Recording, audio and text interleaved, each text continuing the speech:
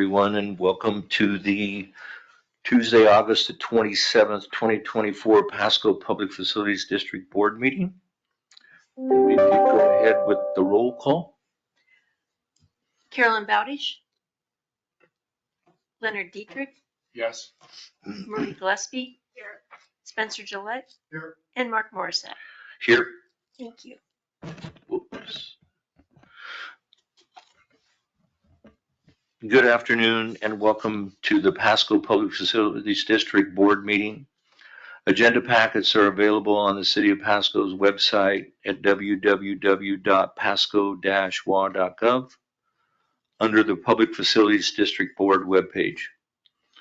This meeting is also being televised live on PSC-TV channel 191 on Spectrum Cable in Pasco and Richland, and is streamed on the city's Facebook page, website, YouTube channel, and Microsoft Teams. Lastly, the public may submit their comments and/or questions by contacting the Pasco Public Facilities District Executive Director or the Pasco City Clerk. Thank you. I would just note I have not received any emails or phone calls of anybody who wants to participate specifically.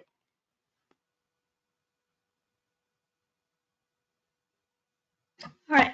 For those that would like to make public comments, this item is provided to allow the public an opportunity to bring items to the attention of the Pasco Public Facilities District Board or to express an opinion on an issue. Public comments are normally limited to 3 minutes per speaker. Those with lengthy messages are invited to summarize their comments and/or submit written information for consideration of the PPFD board outside of formal meetings. Thank you. Item number 3 on the agenda, approval of the July 2024 Pasco Public Facilities District Board meeting minutes. I so move. It's been moved, and is there a second? Second. It's been moved and seconded to approve the July 2024 board meeting minutes. Is there any discussion? Hearing none. All those in favor of the meeting minutes as presented signify by voting aye. Aye. Opposed, say no. The ayes have it. The motion carries. Claims approval. Approval of the PPFD monthly accounts payable claims. And Darcy, are you going to go ahead and take the lead on that? Thank you. Well, good afternoon, board members and people in attendance. As we typically do, we're going to review the claims list and the items that were paid in the month of July. You have a spreadsheet that outlines the different accounts payable items that were posted in the month of July.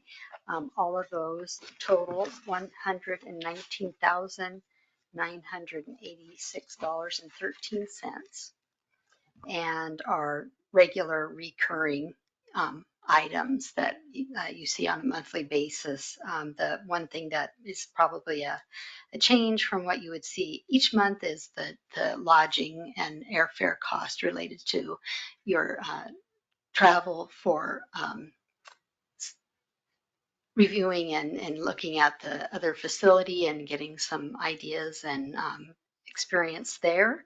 But everything else are normal legal services, Verizon wireless bill, the remittance of the PFD sales tax. It's the state's share that we send to Kennewick, and then professional services in that are combined or related to the Foster Garvey work for the bond issuance, and then administration of the PFD work and the work completed by Winaha this last or in the month of July.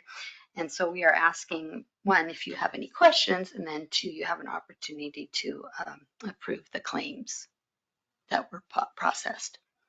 Please. Are there any questions, comments? If there aren't any, then I'd entertain a motion to approve the July 2024 claims in the amount of $119,986.13.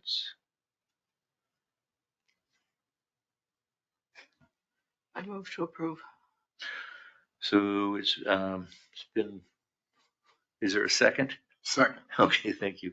So it's been moved and seconded to approve the July 2024 claims in the amount of $119,986.13. Is there any discussion? Hearing none, all those in favor of approving the claims signify by saying aye. Aye. Opposed, say no. Hearing none, the motion carries. Next item on the agenda, 4B, approval of executive director travel to Blue Springs. I would just note that since we have a new travel policy, there was a plate provision in it to reimburse your director, though anything over $150 does require formal action by the board. So in front of you is the itemized expenses that I incurred during that trip, and so I'm submitting it as this part of the process for reimbursement.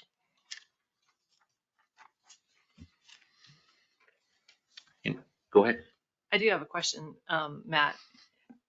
On the claims that we just approved, there's the car rental reservation fee, and then in this addendum. And actually, I debated whether or not to mention that. I think there's a glitch there that, when the city reserved a vehicle and when we changed it to go account for larger people, the cost of it went to $900. I had thought it was much more prudent to do a reservation on my account. It was about 100 and whatever dollars.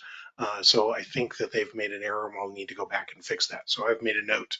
I'm going to go talk with Veronica about getting that charge reversed because we did not incur that. So I debated on whether or not to mention that. I would just suggest that that's going to be updated in a future report. Okay. Okay, is there any further discussion? Does your reimbursement include all the people that went? No, it includes just me. Several people have submitted request reimbursements, including Ms. Gillespie, which I've got a signature tonight. I'll be turning in. If it would help, just to let you know, I did do a call it an estimate. I can't tell you down to the penny, but the cost for the trip to Blue Springs, would that be helpful for an overall perspective? And if you hold on 1 second, I will grab that piece of paper. Of course, I put it at the front so that it would be easy to find. There. My Blue Springs cost estimate, for example, was about $1,000 per board member because we ended up buying airfare for each one. So about $4,900 for the 5 board members, myself and Dan Dota going. I also did an estimate for the other 6 people that went through we'll call them the contractors, including Heath and Brooke Hanley and others. From reports of them, their expenses are about $3,000 because they all got free airline tickets from a company for a total of about $8,000 for the Blue Springs trip.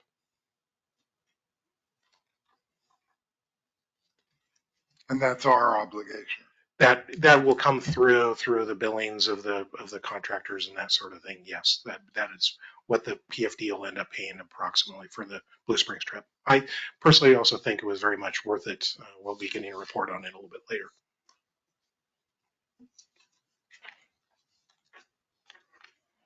Is there any further discussion?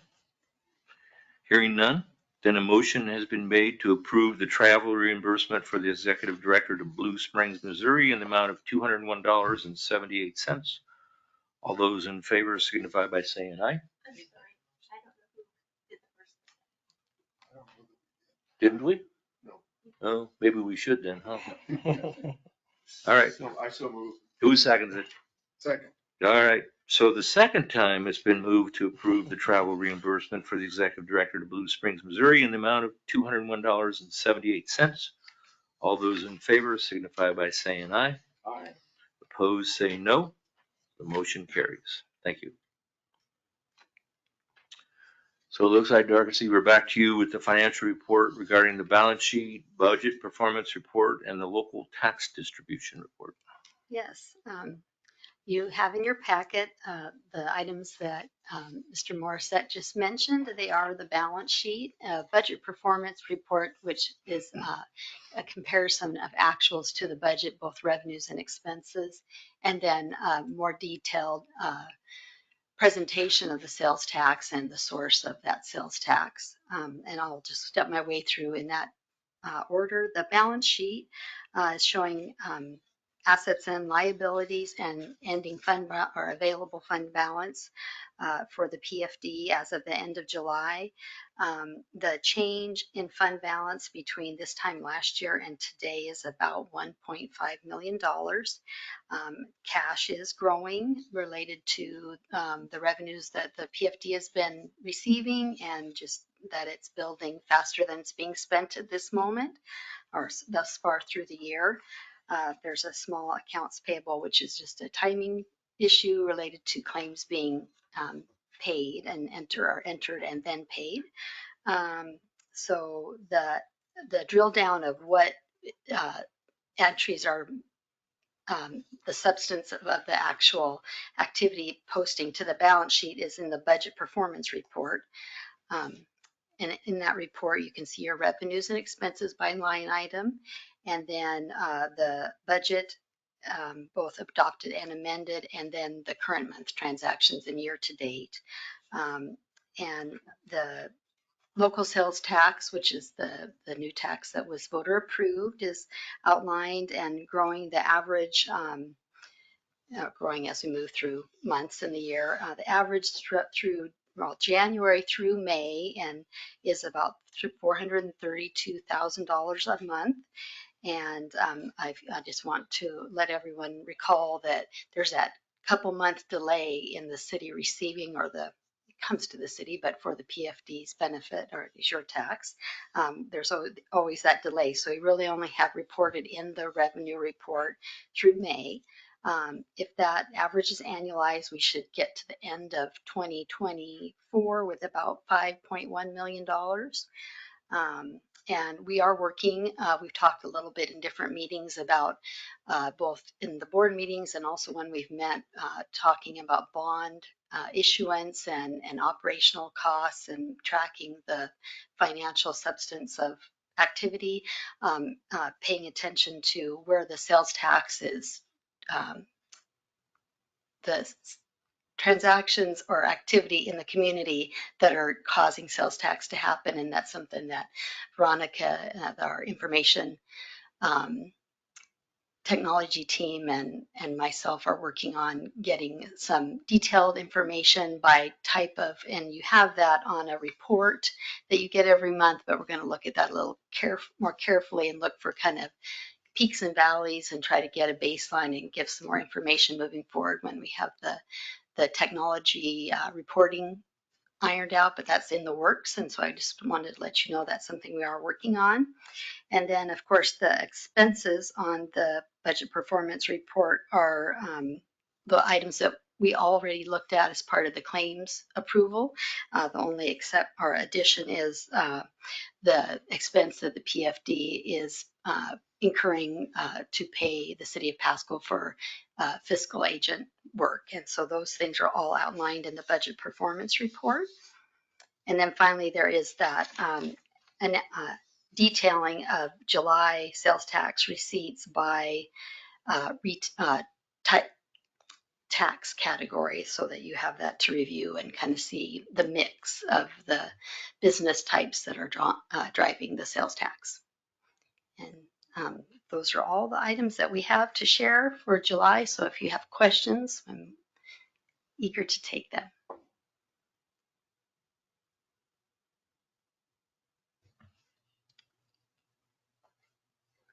On the trip expenses, I know I've already signed some sort of form and gave it back to Matt for my expenses on that trip to Blue Springs.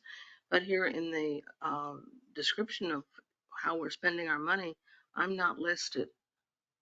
And your actual reimbursement won't be listed until it's been processed. So since it sounds like it's signed and hasn't been paid yet, So even though I signed the form early, you're gonna pay it late?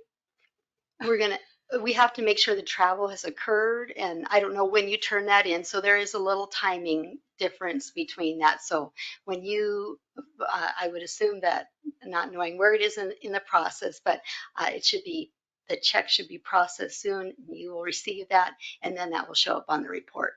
So next month, I think you'll see your name on there. Okay. Not that you won't get the payment before next month, but that's when you'll see it on the It just report. seemed odd that there were 5 of us in the group together and only 4 are listed. Remember, I told you, it takes 60 days to get anything done. I would note actually the items listed in the report have to do with airfares, which were prepaid, and also an agent fee. You're not seeing any items on that report, I believe, that are related to the reimbursements. Yours, Ms. Bowdish, did go in earlier, but it's not showing up on the report yet. And I have a feeling that Marie's and mine may not even be in until the following month. There is going to be a bit of a lag for reimbursements on these types of things.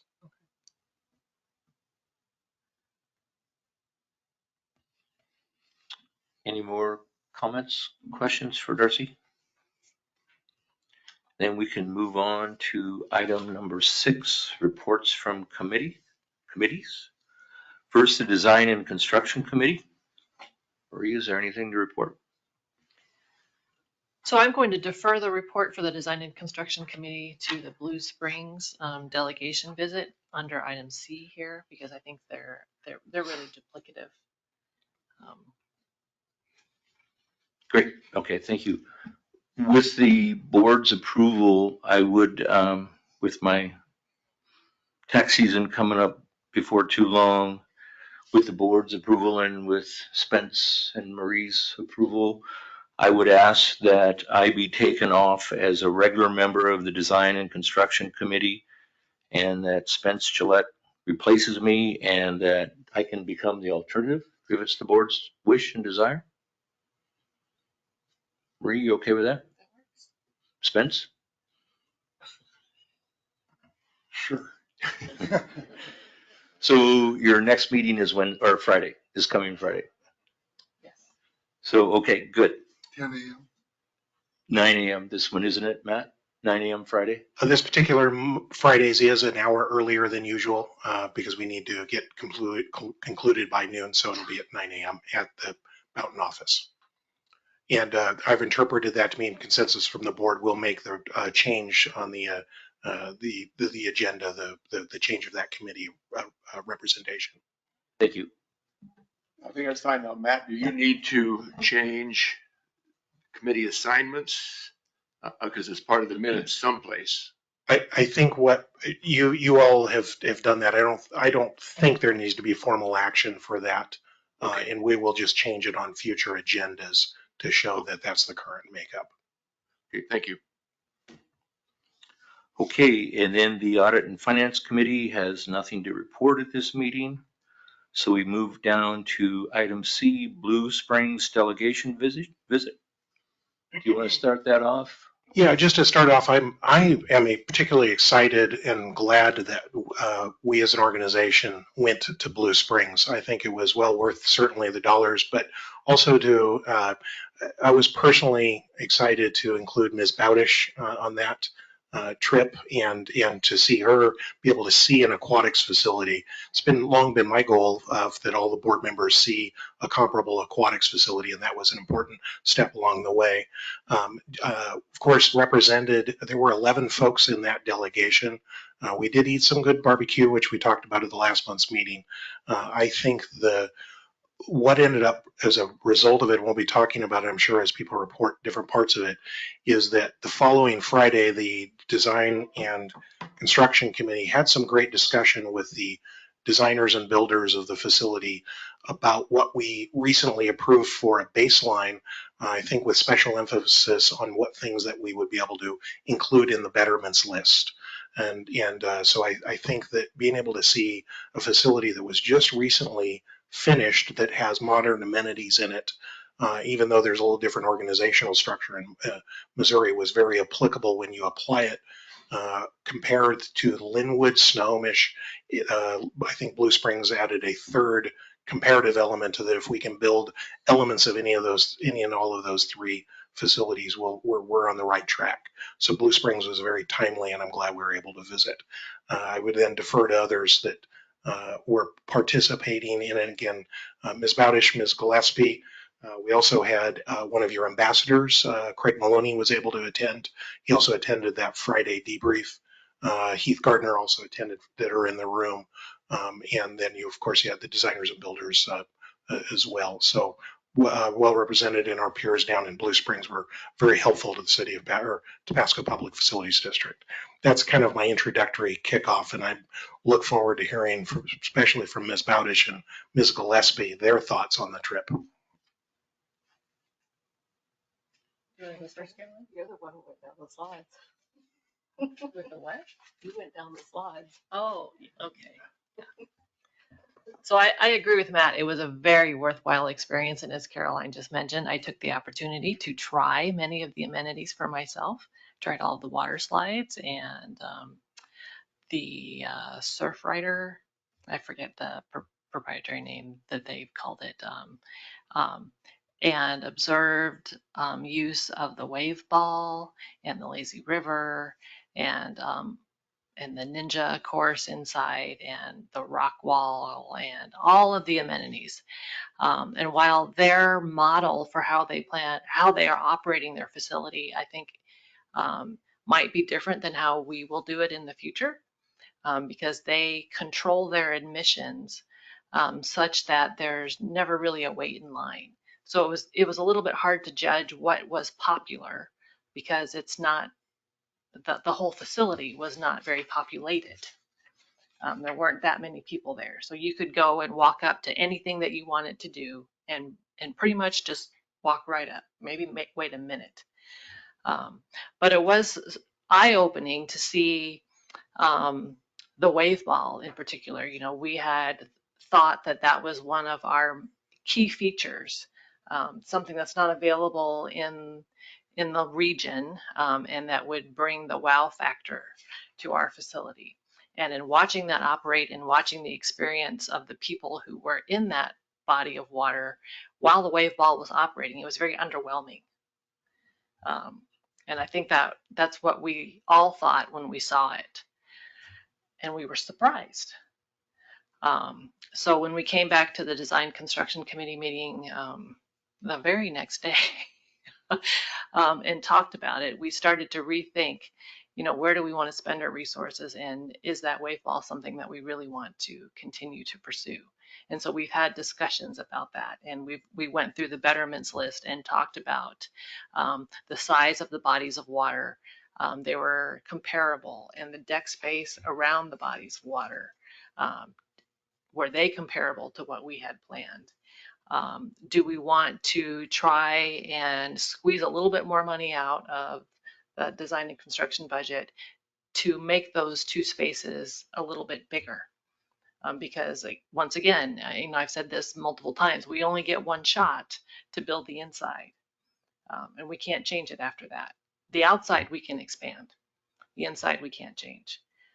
So we're taking a look at whether or not we can move things around just a little bit, just small tweaks in the design to try and maximize what we can provide to the year-round facility. We talked about you know, things that were really exciting about their facility that we know we probably can't afford right now, but maybe we could do those things later as more cash becomes available. And what is the best value that we can provide to the community and maximize what we can build with the money that we have. So I would say it was hugely beneficial. Are there any specific questions? No specific question, other than the fact that I'm curious your mindset when you went back there as to what we have available and laid on the table, then how much change was there in your, wow, this doesn't make sense, or it really makes sense our way? What were the magical moments that when you walked in there, you went, what I'm thinking about, it isn't going to work? Dig into that just a little bit about I got your wow factor, but just generally looking at that facility and putting your mind's eye on what we're talking about. How do they compare, and are you happy with our direction after seeing something else? Okay. Yes, I think we are still very happy with our direction that we're going. I think that we would like I said, to make minor tweaks, but very minor, maybe increase the deck space a little bit. We looked at the size of the structure around their indoor pool, and we compared, the deck space around the bodies of water, and did that feel crowded? Would there be enough room for families to, to be not in the water, but on the deck? And that seemed essentially adequate. The height of the ceiling, did that lead to a feeling of spaciousness, or did you feel crowded? Because that was essentially the same. That was good. The way the locker rooms are set up and the experience in the locker rooms, that was good. We confirmed that we made the right decision to go with a lot of universal change rooms instead of a common locker area that we all are used to from high school. It really, in my mind, it really reinforced all of the planning that we've done so far, with the exception of the wave ball. I think that's just really the only thing that we thought, this really isn't worth it. In when I say traffic flow, I'm not talking about automobiles, I'm talking about personnel in there. Yes. How did that feel? And that's what you're talking about. We need a few more feet of space between the wall and wherever we're at there. So that was a big impact. I wouldn't say it's a big impact. I would say it's a small tweak. And like I said, it's difficult to judge because they only sell a certain number of tickets per day, so that it's never crowded, so that there's never a line. And I don't know whether or not we will do that. If I might add to that too, I think if you talk to each of the 11 people, everybody's going to have a little bit of a different perspective. Some of the things that we talked about extensively on that Friday, a couple more examples. We had talked also about the walking into the space. They had some concerns. For example, Kansas City is a large metro area, and their service area was the city in which they were. So imagine them being a 99301 service area with a much bigger than Tri-Cities outside area. It was very important for them to validate that every person that went into that facility was in their database with a card, so they had a fairly robust system to make sure that people were cataloged and in that system. Also, I think it was kind of potentially opposite of what we were thinking about. And this will be later on as far as how we offer services to the community. They actually set up a deal where anybody in the Kansas City Metro could buy a pass. They have a monthly pass instead of a seasonal or a yearly pass, and that they would allow people from outside the service area in only on Tuesdays and Thursdays. So I thought that was an interesting model that we might look at. They were very, very thought it very important, and they only opened up 3 months ago to make sure that they don't impact the user experience. So they were a bit conservative on the numbers of people through the facility. And I believe when we got there, they had just changed to where they would add a couple hundred per day, and that was still seeming to be okay. So they're very important. It was very important also to make the experience a good one. There's also some apples to oranges comparisons to that particular facility. Had a field house that was the original base of the facility. It very much was, say, a third of their operation. If that they had an indoor and outdoor aquatic space, they also had a field house that also had different members to it as well. Another takeaway that I got out of it too was their lazy river on the outside was phenomenal. That I ended up floating around that myself. I put it on a trunk. Ms. Gillespie and I were the ones who used the facility, and we're very proud that we were able to do that. The What I also was a bit worried about, coming from some of the commentary in the community and social media from the pictures, is our space wasn't big enough. But what I saw, ours is very comparable, the interior space comparable to Blue Springs. It's a plenty big enough space, and it was bigger than I thought. So that was one that, again, I think affirms that we're on the right course. There were a number of things that we affirmed that we're doing right by seeing this facility, and some things that we'll probably do a bit differently. Again, I think all 11 are going to have some different thoughts on what they saw as well. I hope that's helpful, Mr. Dietrich, in and Yeah. around some of what you're asking. Yeah, then I'm going to jump on to what I would not want to see is to have a system set up where you weren't able to change or modify managing the customers that are coming in. If we get a flaw, I don't know how we're going to do it, but you got zip codes and you've got a pass to show my picture on it, and I'm 99301. Does that fill up? How do we manage it? And then if it turns out that what we've got put in the software system really isn't working, is it going to be maneuverable enough, or it should be maneuverable enough, that we can make changes within it to manage the customer base?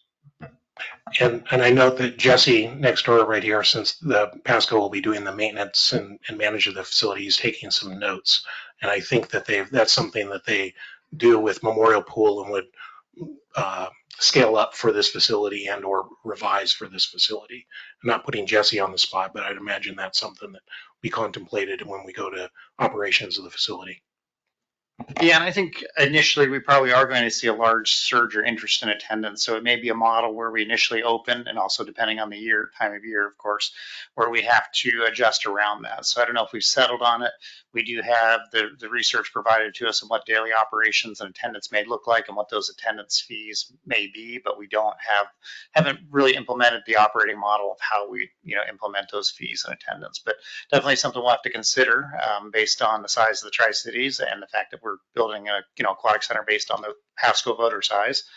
So I think we probably will be challenged for sure initially. I'm sure everybody's going to be excited to come out and attend. So we will have to take a look at that and ensure that everybody has access.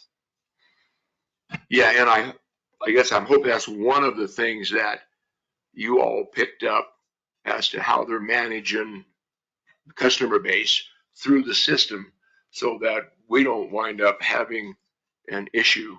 I think we can look at the amenities in there, but a driving factor is how comfortable is that person coming in the door, and are they being taken care of in a speedy fashion and a precise. So that's probably as important. Probably as important as is how you're coming down the slide. Agreed, but I think at this stage of the project, what we need to focus on is how we're going to spend the resources to build the best facility that we can. And then these decisions about how we manage the operations of the facility will evolve over time and be folded in. Yeah, I don't disagree with your statement. I just caution that this system can either be done for $5,000 or it can be done for $20,000. So they're not small numbers in that. And so we need to be cognizant of what we're trying to achieve. Yep.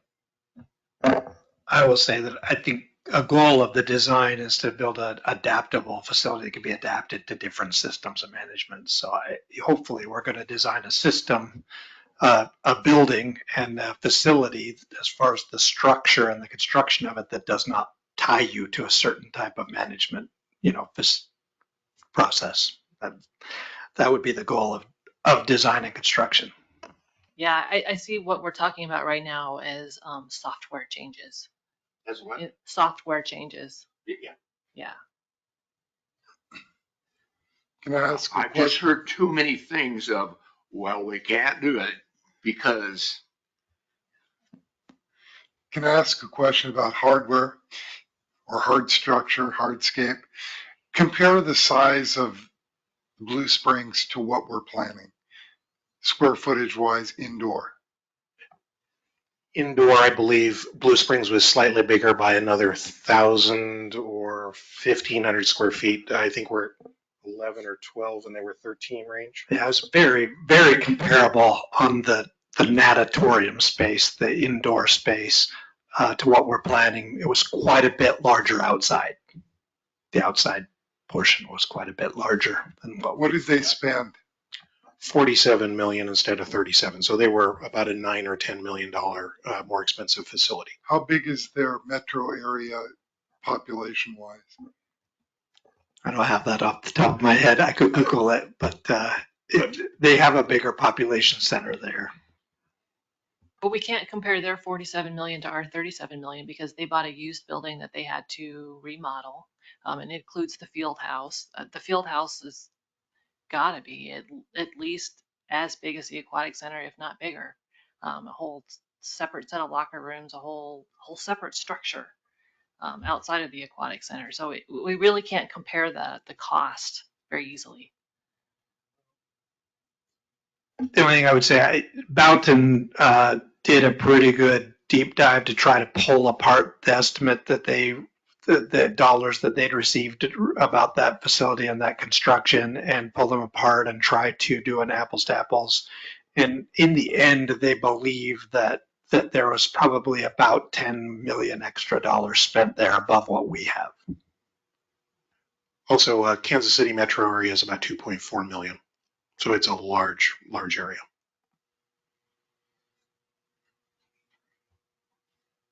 Just one more note too, as noted, discussion at the right after that event, we seemed to spend only about 24 hours there, and half of that was flying. So it was a quick whirlwind tour, and then we came back on the Friday and had the long discussion. This Friday's meeting is going to include have the designers and builders having taken into consideration what we talked about a few weeks ago, and I think that the committee is going to see some great updated results related to what to do with wave balls, lazy rivers, external development, and some interior ideas as well. I got a little preview of it, so I think that the Friday session coming up is going to be very worthwhile, and also a lot of stuff to cover. So Friday, am I booted from this Friday's meeting too? No, the committee members, if we had a third board member, that would be too many board members. We'd have a violation of the Meetings Act. So it's the Friday meeting will be the Design and Construction Committee members, Ms. Gillespie and Mr. Gillette. Expense, and then I can't go. No, because as a third board member, then that would be a public meeting, and we'd be in violation of the law. Right, which is why I didn't attend. Exactly. Right after the trip. And I would note, though, that the material that you provided us in writing, along also with Mr. Dietrich's material that he provided at the last meeting, was incorporated in that and discussed a bit at that event too. So we did the best we could to make sure that everybody got input. Compromise, right? Yeah. Being in on the discussion would be better, but if we had 7 board members, maybe that would be a bit easier to have a third committee member, but just the realities of Washington state law. I know. I'm just checking. And I got to ask, Ms. Bowdish, any thoughts on your experience? What struck you in particular with Blue Springs? Well, it's just so totally different from what a swimming pool was during most of my life. Was a big rectangular hole in the ground with water in it, and 1 or 2 diving boards and a high chair for the lifeguard, and that was it. And this is a whole different concept. And it was multiple lifeguards not sitting up so high, and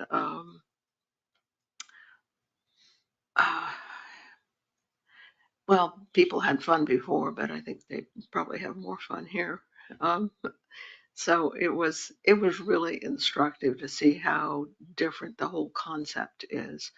And the lack of crowding, I think, was because we were there on a Wednesday, and as Matt explained, they admit people from a much larger area on Tuesday and Thursday. So we were not seeing the maximum crowds. We were seeing the Monday, Wednesday, Friday controlled crowd.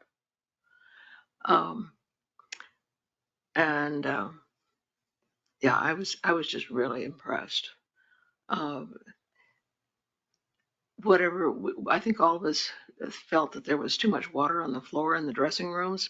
So that would be a consideration for the design folks to tip the floor down into drains to keep it not so wet. And since I have bad balance, that's something that I am very concerned about.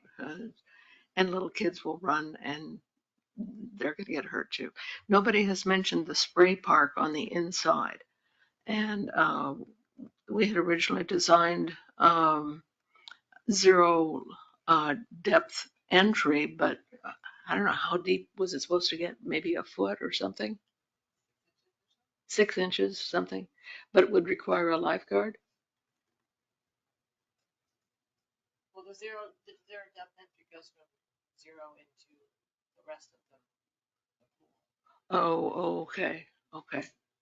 So in Blue Springs, they had an indoor spray park, which didn't have a water depth at all. It was just wet, and lots of fun, crazy things going on.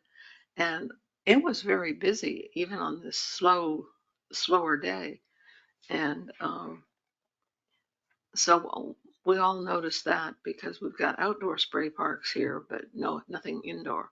And that would be maybe something to consider. Yes, and I think we did discuss that because that just a splash park with no depth doesn't require a lifeguard. Right. And so we discussed that, and we'll see what the results of that are this Friday. Anyway, I enjoyed the trip very much, even though it was exhausting.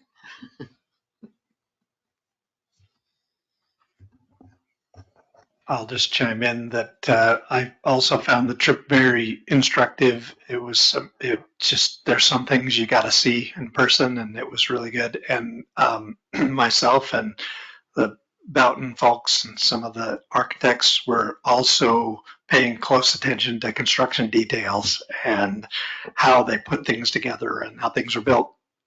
And I will echo probably our main takeaway as far as like construction details.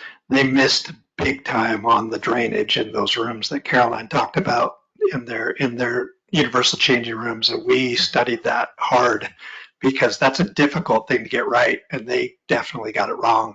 And we have a huge goal in our hands to try to get that right and fix that problem, because it was a brand new facility and it was not good the way those rooms were draining. It was affecting the experience in those rooms for sure.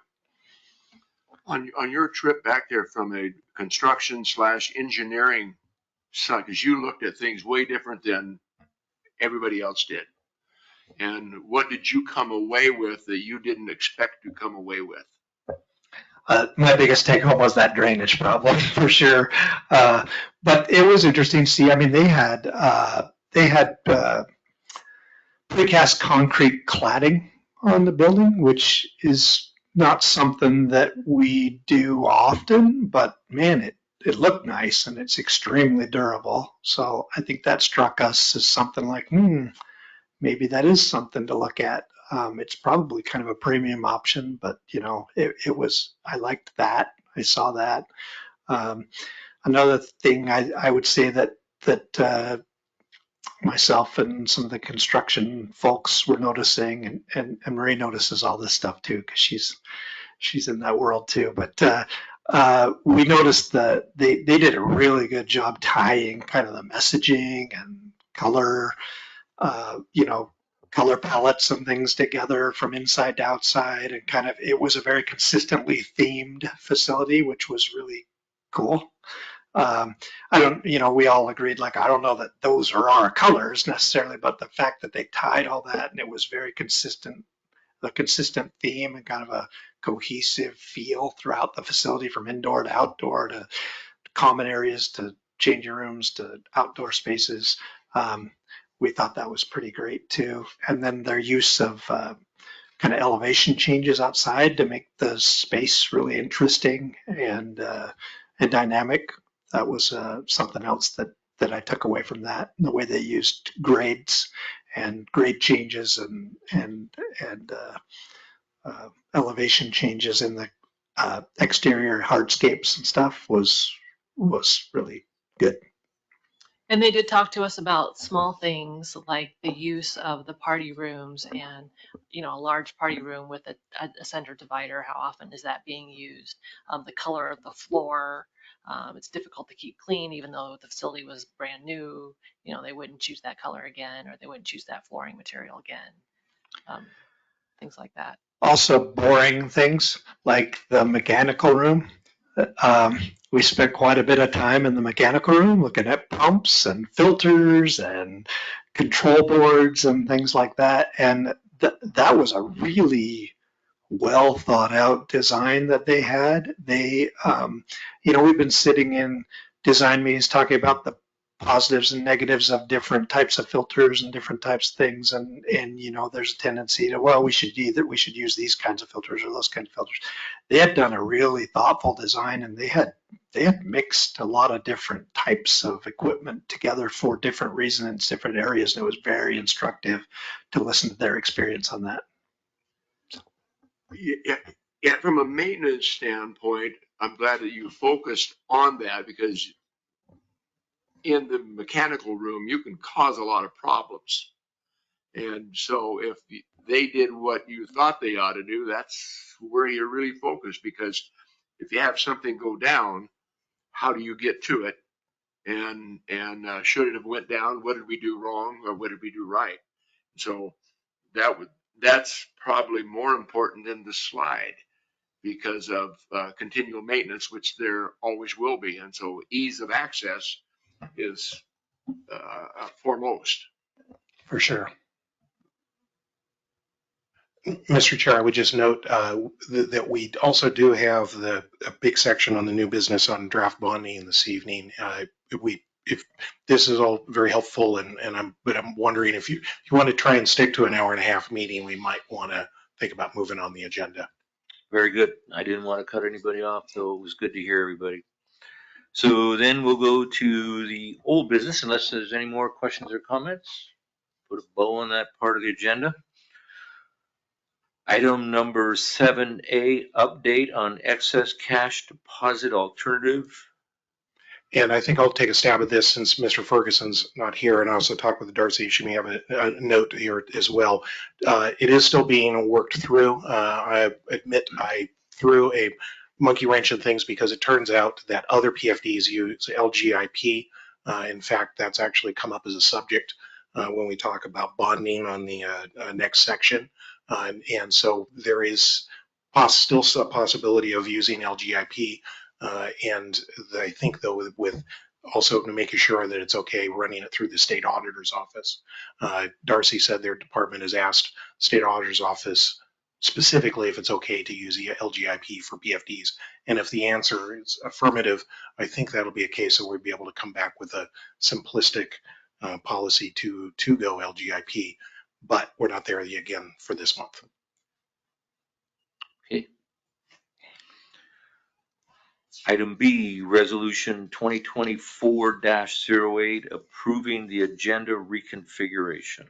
And you asked last month about whether or not we might be able to reconfigure the agenda to be a little bit more efficient, reorganize a little bit. And if you look further in your packet, I believe there is you go to what's titled as page number 18 in the bylaws. And if you look through, I had a nice talk with a variety of people, including the clerk, and the suggestion to make potential future meetings a little bit more efficient. Number one thing we suggest to do is add a consent agenda. And then if you want to put a variety of things that are fairly quick, and you put them in the consent agenda, for example, the reimbursement of $200 to me as executive director. You could put in the consent agenda unless board members would like things removed. That has potential for streamlining your meeting, as well as approval of minutes and potentially financial reports and reports from committees. Would suggest putting that in a section called reports from committees and or officers. Slight change, housekeeping change, instead of old business, calling it unfinished business, and instead of other business, miscellaneous discussion. I did note that you suggested maybe putting the financial section farther on in the agenda. I would just note that most meetings do tend to put financial reports higher up on the agenda as being an important thing. My suggestion that if you do add the consent agenda, that would be the single biggest thing that could streamline your meeting and reorganizing a little bit. I think we could make your meeting a little bit more efficient if you wanted to adopt these changes. So this is the recommendation I'm providing. Also, Debbie's also provided some thoughts. Heath also had some thoughts too. So hopefully this meets with your expectations, Mr. Chair, because I know you brought this up as a subject. Go ahead. Matt, are you suggesting that the financial report would be under the consent agenda? No, the financial report would be under reports from committees and or officers and still be an item on the agenda under that section. It would be the expenses portion that would be in the consent agenda as the default. Yeah, I just think it would, I wouldn't want the financial report to be in the consent agenda. Here's my take on a consent agenda. I don't believe there should be one. Consent agenda is something that you've discussed previously, and then at the next meeting, you decide to put it on the consent agenda, so you discuss it, and then you move it to the consent agenda, and then at the next meeting, you approve it on the consent agenda. We don't have 3 hours of work here, and if we can't say pass a motion in 45 seconds, we're not doing our job. So I totally disagree with the consent agenda.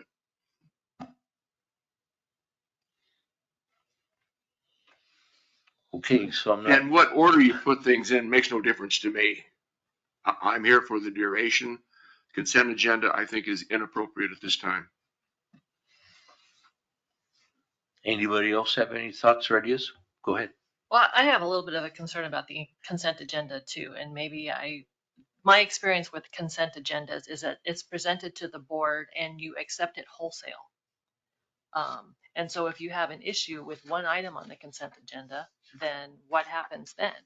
The way a consent agenda works is that if any single board member wants to have an item, not all of the items, removed from the consent agenda, they just indicate to the chair in advance of the meeting or during the meeting can say, I'd like to have this item moved, and it would become then part of the next appropriate section and probably under the new business or the unfinished business section, and then discussed separately. Okay, and typically in my experience, consent agenda items are, routine recurring expenses. Yes, that's exactly what consent agenda is. Okay.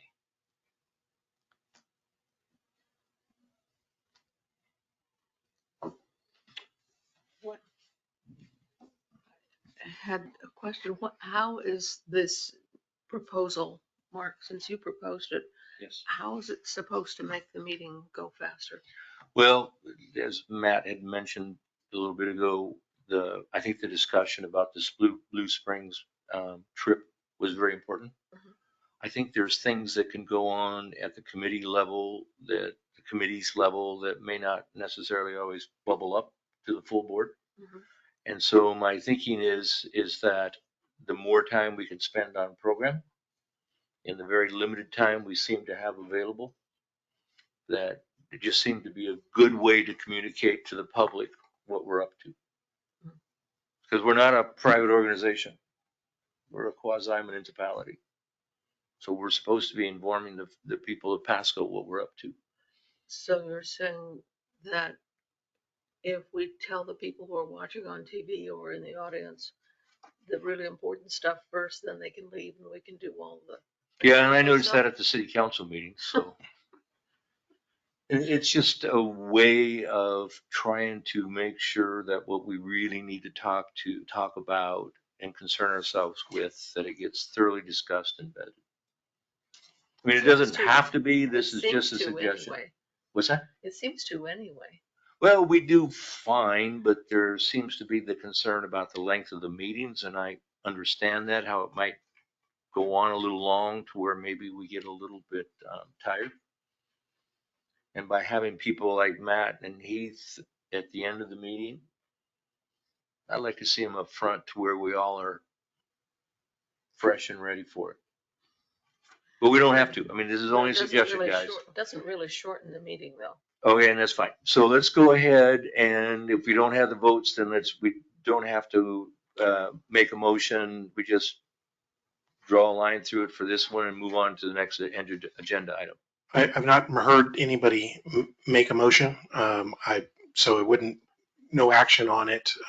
If this suggestion was intended for the whole board, if there's any tweaks that you all think as a group that would be a change that was worthwhile, I would say actually work with Mark, and I'd do my best to reflect those changes and suggestions, and could bring it up in a future meeting. Very good. So I think in the years you were mayor, isn't it kind of one of those things where if you have the votes, you go forward, and if you don't, leave? Exactly. Yeah, and this is probably one of those that unanimity would probably be helpful on this one. Yes. Yes. Okay. Item number 8A, new business. There he is. And I just wanted to introduce you to your municipal advisor. You all have picked Scott Bauer and his firm, and he's down to talk to us about a very important issue that's coming up, a big $47 million bond. And Scott Bauer has come down from the Seattle area, and he's been working for you. And we have we've had the committee working on getting you all a loan for this facility for some time now, and I think we're pretty close, and wants to show you a draft bond that if you all sign up for next month, means that we could get some money in the October timeframe. With that, Scott, welcome to Pasco. Thank you for coming down, and I'm glad you're able to meet the board members you work for. Great. Well, thank you. Again, Scott Bauer, Northwest Municipal Advisors. Again, thank you for having me. I do come from Kirkland. My community, I think, has tried to vote twice on an aquatic center, and it hasn't worked out. So I'm proud of Pasco for passing it, and hopefully you allow out-of-towners to slide down the slide occasionally. My presentation, I'm going to cover, I guess, several things. So this is almost like in Jeopardy, the potpourri. So I'll have several topics. Some of it is going to focus a little bit on the bonds we're looking to sell this year for your Phase 1 Recreational Aquatic Center. Other things that you make decisions now through the bond resolution will impact future phases of financing. So we wanted to bring that to your attention as well. I should say, I think on listening in is Mark Greeno from Foster Garvey, your bond counsel. So he has drafted a bond resolution, also is drafting what's called the official statement. That's the disclosure document that'll be sent out to investors when we're ready to sell the bonds, so that they can see what are they investing in. And then the bonds will be sold via KeyBank Capital Markets. So KeyBank's role is to find those investors and basically sell your bonds to them. They don't buy and hold the bonds. Again, they're sold to insurance companies or money managers. So again, that'll be done via KeyBank Capital Markets. So I'm just going to touch a little bit on the bond market, just to give you a sense of where rates have been historically and where they're trending right now. I'll talk about a couple terms that you will find in the bond resolution. Again, when we're looking at decisions that are being made now that might impact later, those are the ones that I'm going to bring to your attention. We'll look at sales tax revenue. I know you see sales tax collections on a monthly basis. So I think it's an item of interest to all of us, how much revenue is available to pay for the bonds first, and then to pay for the operation of your facility. We'll look specifically at the 2024 bonds, so plan of finance and some of the details on that. As I mentioned, we've run a couple of phase 2 scenarios as we're trying to look at what we put in this bond resolution. It was important for us to look forward to make sure that we put restrictions in, but we don't restrict you too much from doing your next phase. And then finally, a couple of items on the bond schedule. So the graphs here really show it's the same data in both graphs, just zoomed in. So the right zooms in to the last couple of years. So you'll see on the left-hand side, we go back to 1986, and just again showing a trend line of interest rates that have generally trended downward. You know, there's peaks and valleys as you go through, but again, a general trend downward. However, you know, we got to the pandemic years, and that's when interest rates hit historical lows. And then I think, as everyone knows, interest rates started to climb. So as inflation started to rear its head, that's a bad word in the bond market. Investors don't like inflation. Nobody really does. But again, it's very important for a bondholder because they'll lose value in their bonds. But interest rates started to go up. And again, you see that here, hit their peak.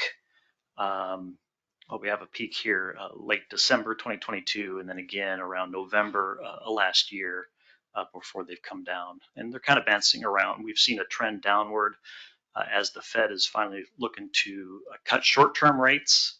Kind of the message that they communicate about the economy impacts long-term rates as well. So again, we're starting to see some of the long-term rates come down a bit. So again, at your next meeting, we're looking to have you adopt a bond resolution. So those will be commitments that are made and that you will adhere to for the life of the bonds. And as we'll see later on, right now we've structured these bonds to be outstanding for 30 years, so to 2054. There is an ability to refinance those in the future, and I'll talk about that when we get to it in a moment. But again, a very important concept we talk a lot about is coverage. So what is the ratio of the sales tax that you get in on an annual or monthly and an annual basis, and how much does that compare then to the payment you need to make each and every year to bondholders? So as that ratio is greater, then you know it's again more funds available initially to pay bondholders, and then of course funds flow off to pay for your operations. So we'll talk a little bit about coverage. In the bond resolution, there's something known as the additional bonds test. So again, bondholders that are buying your 2024 bonds want to know what kind of restrictions are there on future issuance of bonds, because those bonds in the future will also utilize the same sales tax revenue that'll go toward paying the 2024 bondholders. So before you issue those new bonds, you'll have to demonstrate it's first a look back basis. You take a look and see, okay, how much net revenue did I have, or how much sales tax revenue did I have in the past 12 months?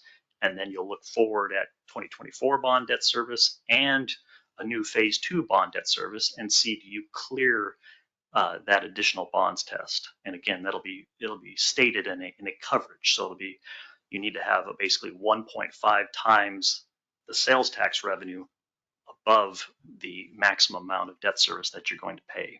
So if you clear that, then from the additional bonds test, you're allowed to issue those bonds. So a higher additional bonds test, again, it's more restrictive to issue them, but in turn, these bonds should garner a little bit better interest rates because again, it's more restrictive to issue those. You'll also benefit yourself because you don't want to have too little net revenue after you pay for debt service because again, you need that revenue to go toward paying for your net operations. Another item then is your statutory non-voted debt capacity. So you actually, I guess like when the city of Pasco issues general obligation bonds, there's a statutory debt limit where you take the assessed value and you multiply it. I think in the city's case, it would be times 1.25%. In the PFD's case, it's 0.5%. So we'll see in a little bit based on current assessed valuation in the community, your statutory maximum amount that you could issue is $65 million.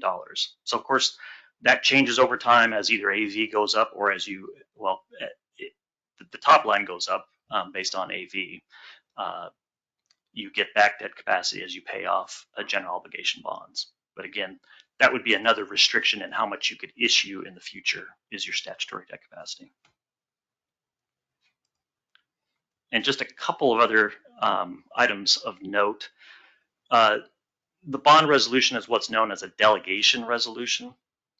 So you will be delegating to the executive director to execute the sale and the final terms, but they need to be consistent with the bond resolution that's adopted, and there'll be what's called sale parameters that'll be in an Exhibit A in the bond resolution. So in that table actually is the proposed parameters in the bond resolution. So you can see on the right-hand side are the limits. For instance, we can issue no more than $52 million of principal. Interest rates no greater than 7%. TIC stands for true interest cost, which is more like almost like an APR on a home loan. It's kind of a blended rate. So we can't exceed 5.5%. And right now, based on current market rates, where I've actually added 0.5%, we're at about 5% all-in borrowing costs. And then final maturity can be no greater than 31 years. Right now, we're just a shade over, and that's because we're looking to issue in October. But we'll have payments basically every December. Well, June 1 and December 1 will be interest payments, and December 1 of each year will be principal payments. And as I said, when you do get a copy of the bond resolution, you'll see in section 12 is this additional bonds test. So we'll look in a little bit where we look at historical, or we look at sales tax revenue coming to the PFDs. We just ran this to take a look at, well, just to get a sense of trend, if the PFD had actually imposed the 0.2% all the way back to 2013, we know you didn't, but if we took then gross sales tax from the community and multiplied it by the 0.2%, how much sales tax revenue would that be? And that's these bars here. So I think we started just below $2 million in 2013, if that sales tax again was available at the time, and you can see how it's trended upward. There actually was a bit of a decline in gross sales tax in the community last year. There hadn't been a decline in gross sales tax, I don't think, since 2010. And I think in 2010 it was the only year out of many, which again was unusual if you look at a lot of different communities in the state around the financial crisis in 2008 and 2009. There were large declines. This bar here actually does represent your actual collections for a trailing 12 months. So here you're just above $5.1 million for the trailing 12 months of activity from June 2023 through May 2024. So you've had very, very strong sales tax collections. So looking to the 2024 bonds, our goals have been to provide $47 million for the facility for both construction, and I think there'll be reimbursement to PFD. We're looking to structure this with level annual debt service payments. We want to provide a margin between your sales tax revenue that we just talked about and debt service payments so that we have there's enough funds to pay for the net operating loss. A lot of times when revenue bonds are issued, whether we're talking water revenue bonds that the city might do or sales tax bonds in this case, historically there have been reserve accounts that have been basically demanded by bondholders. It would result in better interest rates. Over the years, particularly again, let's say on a water revenue bonds, we've gotten away from funding reserve accounts. We're trying to see whether that's a possibility here, and the reason is it's a lot of money to set aside. So you would set aside money from bond proceeds, basically equal to about a year's worth of debt service. That's about $3.2 million. You would set that in a restricted fund, and it would stay there until 30 years from now, when you would use it to pay your last bond. It would be used in the event that if you had insufficient funds to pay debt service, you would tap that fund, but it's never looked upon favorably to ever do that. So again, it's something that basically sits and just will earn a little bit of interest and not do it. But like I said, we're trying to see whether we can get away from that, and that'll be a bit of a discussion with the rating agencies. And we're looking to get a investment bond grade from, and we've engaged S&P Global Ratings. So these bonds will be rated. There's something called bond insurance, so that would be an upfront payment that you would pay potentially to a bond insurer if it's available. That for that upfront payment, that allows you to buy up your rating for that payment. And again, we would make a calculation to make sure that it's actually worth your while to do that. So again, we'd have to see if it's available, and if it is available, does it pay for it? Does it more than pay for itself to do that? As I mentioned earlier, these bonds, we look to have a first interest payment on June 1 of next year. First principal payment would be December 1 of next year. Final maturity, December 1 of 2054, again, 30 years. Way down here at the bottom, you see a call date. So it's very common for municipal bonds to have a call provision, which allows you at your discretion to refinance or pay off the bonds in whole or in part on or after that date. So it's not a date that you have to do something, but it's a date that you can do something. So again, as you get up from 10 years from now to that call date, if interest rates are favorable, you could refinance potentially for savings. If you wanted to restructure the debt, maybe the sales tax is going gangbusters and you've set aside some money, you could pay down some debt. So again, that'll be a key provision and something that is beneficial whether you use it on that date or you use it at a later date. And finally, the bonds will be secured by what we say is a gross pledge of the sales tax. So bondholders will be first in line to get your sales tax revenue. After that, the funds would be available to pay for your facility. So again, that's why the margin is so critical. We want to make sure that there's funds coming off to pay for your facility operations. So down here is a look at the debt service payment. So we say bonds are boring, which is nice. This structure is a pretty basic structure. Just again, equal payments. We're not tilting it. We're not escalating debt service. So it's just equal payments each and every year. So this gap between the debt service payments and the revenue, which again, this is that $5.1 million trailing 12 months of sales tax revenue. The coverage, the ratio between this line and these bars is this 1.5. So it's a nice amount of coverage. And again, that can then be used to pay for the facility, administrative expenses, if there's needed deposit to your own reserves, or as a set aside for your future phase 2 bonds. So it could be when you're ready to do phase 2, it could be a mix of funds you've set aside or bonds to complete it. Over here is the sources and uses. So we'd be looking to issue a little over $49 million. This will change depending on current interest rates that we're looking at. But again, total sources of about 50.8, 47 again, we mentioned. 3.3 is this reserve account that we're looking to see if we can avoid, and then about $505,000 of issuance expenses, which would be underwriters, bond counsel, us, rating agencies. So that's all included in this figure here. So as I mentioned, when we're looking toward, sorry about that. As we're looking toward phase 2, certain restrictions will be not preventing us, but we'll have to clear those hurdles to do phase 2. So we wanted to take a look at 2 scenarios and show those to you.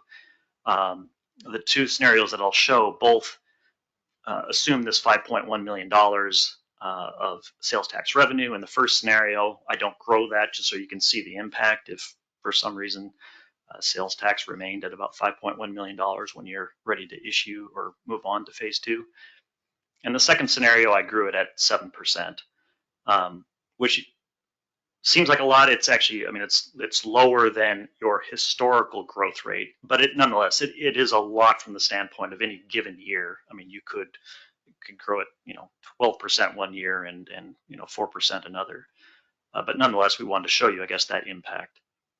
And as I said, you got to meet the additional bonds test, and there's going to be a lot of things, when you're finally ready to do that, whether that's 5 or 10 years from now, a lot of things will depend. How much has sales tax grown?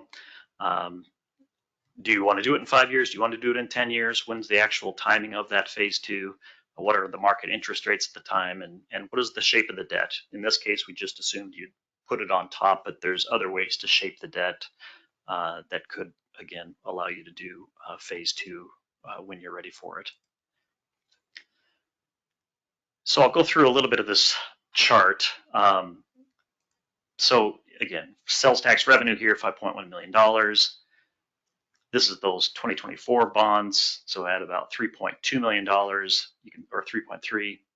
You see, again, these figures here. When we take your sales tax revenue and less your debt service, this is what's left over for your operations or, again, other purposes. And then I'd mentioned the coverage figure. We see this 1.54 again. So that ratio to sales tax to debt service. Down here from some of your data, your net operating loss annually, again, estimated. You have then some road payments that you'll be making to the city of Pasco that I believe are capped at $300,000. And as I mentioned earlier, you'll have statutory debt capacity. So again, this is just our look at, would you have, from a statutory standpoint, enough room to issue these bonds and future bonds? And again, you're at 63 million available capacity. And so that's enough to issue the $49 million that we're talking about. So this then reveals, okay, where we've stacked then new debt service on the existing 2024 bond debt service. And we see, based on this scenario, again, if we got out to this point and you had $5.1 million of debt service and you wanted to issue bonds in this amount, in this shape, which again, we're assuming at this point, $25 million of bonds are issued, we don't have the coverage, again, that you'll see in the additional bonds test to actually do this. So the additional bonds test you'll see in the bond resolution would prevent you from issuing new bonds if this were your case. But let me go to the next. So there's phase 2. There's the ratio. Again, the ratio is 1.0, not 1.5. So this is where I've escalated it at 7%. So everything else is the same on this chart. And you see we just clear in 2030 the 1.5. So again, under this scenario, you would be able to issue it. But I think it's probably a good level, this 1.5, because again, if you go back here, if you don't have enough, this would leave you with barely enough money to pay debt service and not enough money to pay for your operations. So I guess that's another reason why the additional bonds test being where it's at is beneficial, because you'll need those funds.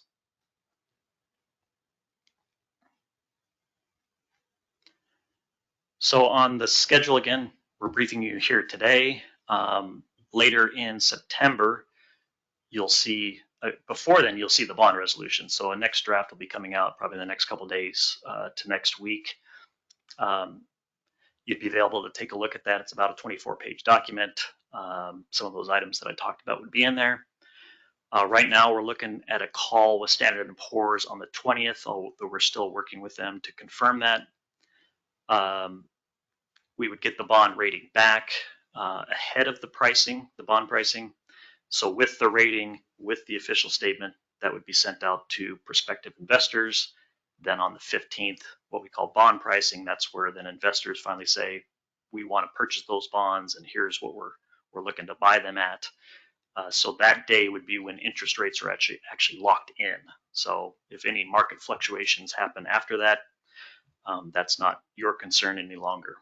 And then On the 29th would be bond closing, and the funds would be deposited to your account and available for you. So that was, I know Matt and Heath, I think, have a lot of exciting things. That was a bonds course, which doesn't tend to be the most exciting thing, but anyhow, that was my presentation. I'd be happy to answer any questions you might have.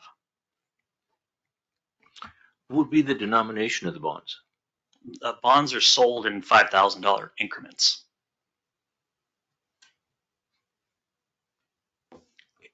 And then they all mature at the same time, or would they be laddered? Yeah, good question. So let me go back to this chart. So within these bars, these bars are principal and interest payments. So there will be principal payments each and every year. And I guess just like a mortgage, as we go farther in time, you'll be paying off, the ratio will be more principal than interest as we get farther out, but you will have principal payments each and every year. And there will be different investors who want to invest in a bond in year 1 or year 5 or year 30. And I guess that's sort of the beauty of the bond market, is that you're able to sell to those investors, again, who are willing to take a lower yield in the earlier years to higher yields in the later years. But then we, we'll blend those together to provide you with a blended borrowing cost rate. Would these be considered tax-free municipal bonds? Exactly right. Yes.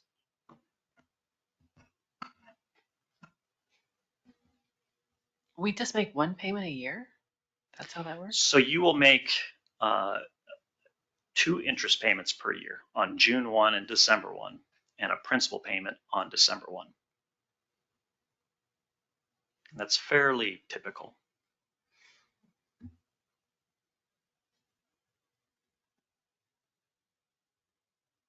Other questions? Pretty big, heavy stuff. We're going to have to absorb it, I guess, a little bit. I'd be happy to come back or All right, talk thank at you. any other point at one of your committee meetings. Please let me know.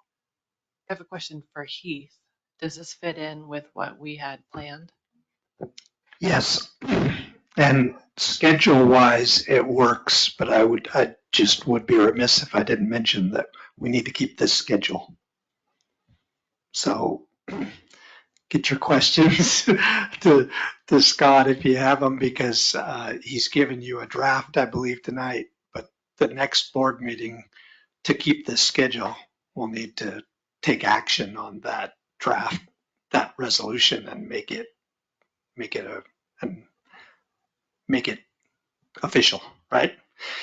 Yes. To keep this schedule. And I would say that just that's from a construction manager standpoint. The bonds, I mean, Scott says they're boring. They get really exciting if we don't keep the schedule. Well, I'm not asking about the schedule though. I'm asking about the slide where he showed, this is the $300,000 road payment. This is the net operating loss, all of those things. Yes, I believe he pulled those numbers right from the sheets that we created in cooperation with Ballard King and all of the, and Boughton and all the estimates. So I believe those numbers are coming right from there. I would add too that been treating these as separate teams. The financing team contains a variety of members in which Heath has been included on as well. And then of course the design and construction team, Heath seems to be the go-to, the pivot person there. So everything that he has done in the big sheet and that has been tried on with this. Also, Scott has been involved when Heath did a presentation about financing from a construction perspective. Scott's been making sure that's also consistent with our overall bonding needs as well. So there's been a good, I believe, a sufficient communication between those 2 teams to come up with what he's got tonight.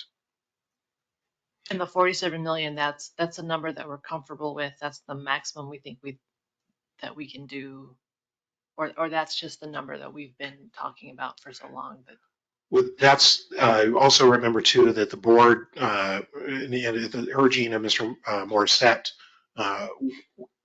coming up with some baseline numbers. We've very much had $37 million to construct it and $47 million loan. There may be some adjustments. I think Scott did a pretty good job tonight showing how things can change depending on interest rates, but we've been going on the assumption that 47 million is the number that you would want. If that were to change, it would need to change fairly quickly to retain the schedule. I guess I'm being polite to say if you want to end up putting more money and buy more amenities, it'd need to be very quickly to do that. Or there's also, I think, a possibility that we do have some reserve funds that we're wanting to anticipate spending $1 million of the cash that we do have on the extra property, the 3 acres that you had me do, for example. So there's a little bit of ability to, I think, tweak the numbers a little bit.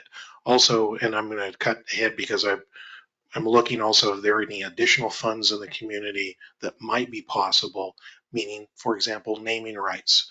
If this group is interested in getting $1 million or $2 million for naming rights for 10 years, that may be a possibility. But I also need to make sure and include that in the bonding process because that is a thing that can change the terms of the loan. So I think we're trying to do as a rigid number as possible, but if there is something that wants to be changed, now is the time to do it. Or am I fishing? I'm trying to answer your question, Ms. Gillespie, but also put it in the perspective that I think we've been trying to keep it simple and not alter from what we've been doing for base numbers that we've provided you in the past several months. I just started staring and comparing these numbers, and so in a further answer to your question, I think the numbers that are being used up here are slightly more conservative than the numbers that were in mine, just ever so much. Okay, I guess what I'm really asking is, did we stick with the numbers that we started with as a hard line, or did we explore the possibility of expanding it a little bit? I don't know the process that we took to get here. We've been sticking with the hard line that was presented last month or month before that Heath provided for numbers. We've been sticking with those numbers, that $47 million number. Okay. And Scott could probably speak to this, but the 47 million does feel like it's pretty close to where you need to be with the bonds test and everything. You're only at 1.54, 1.5 is the line, right? That'll be looking at the future, but again, a coverage right now of 1.5 is I think a good jumping off point. Hopefully sales tax continue to go up and coverage improves as we go along.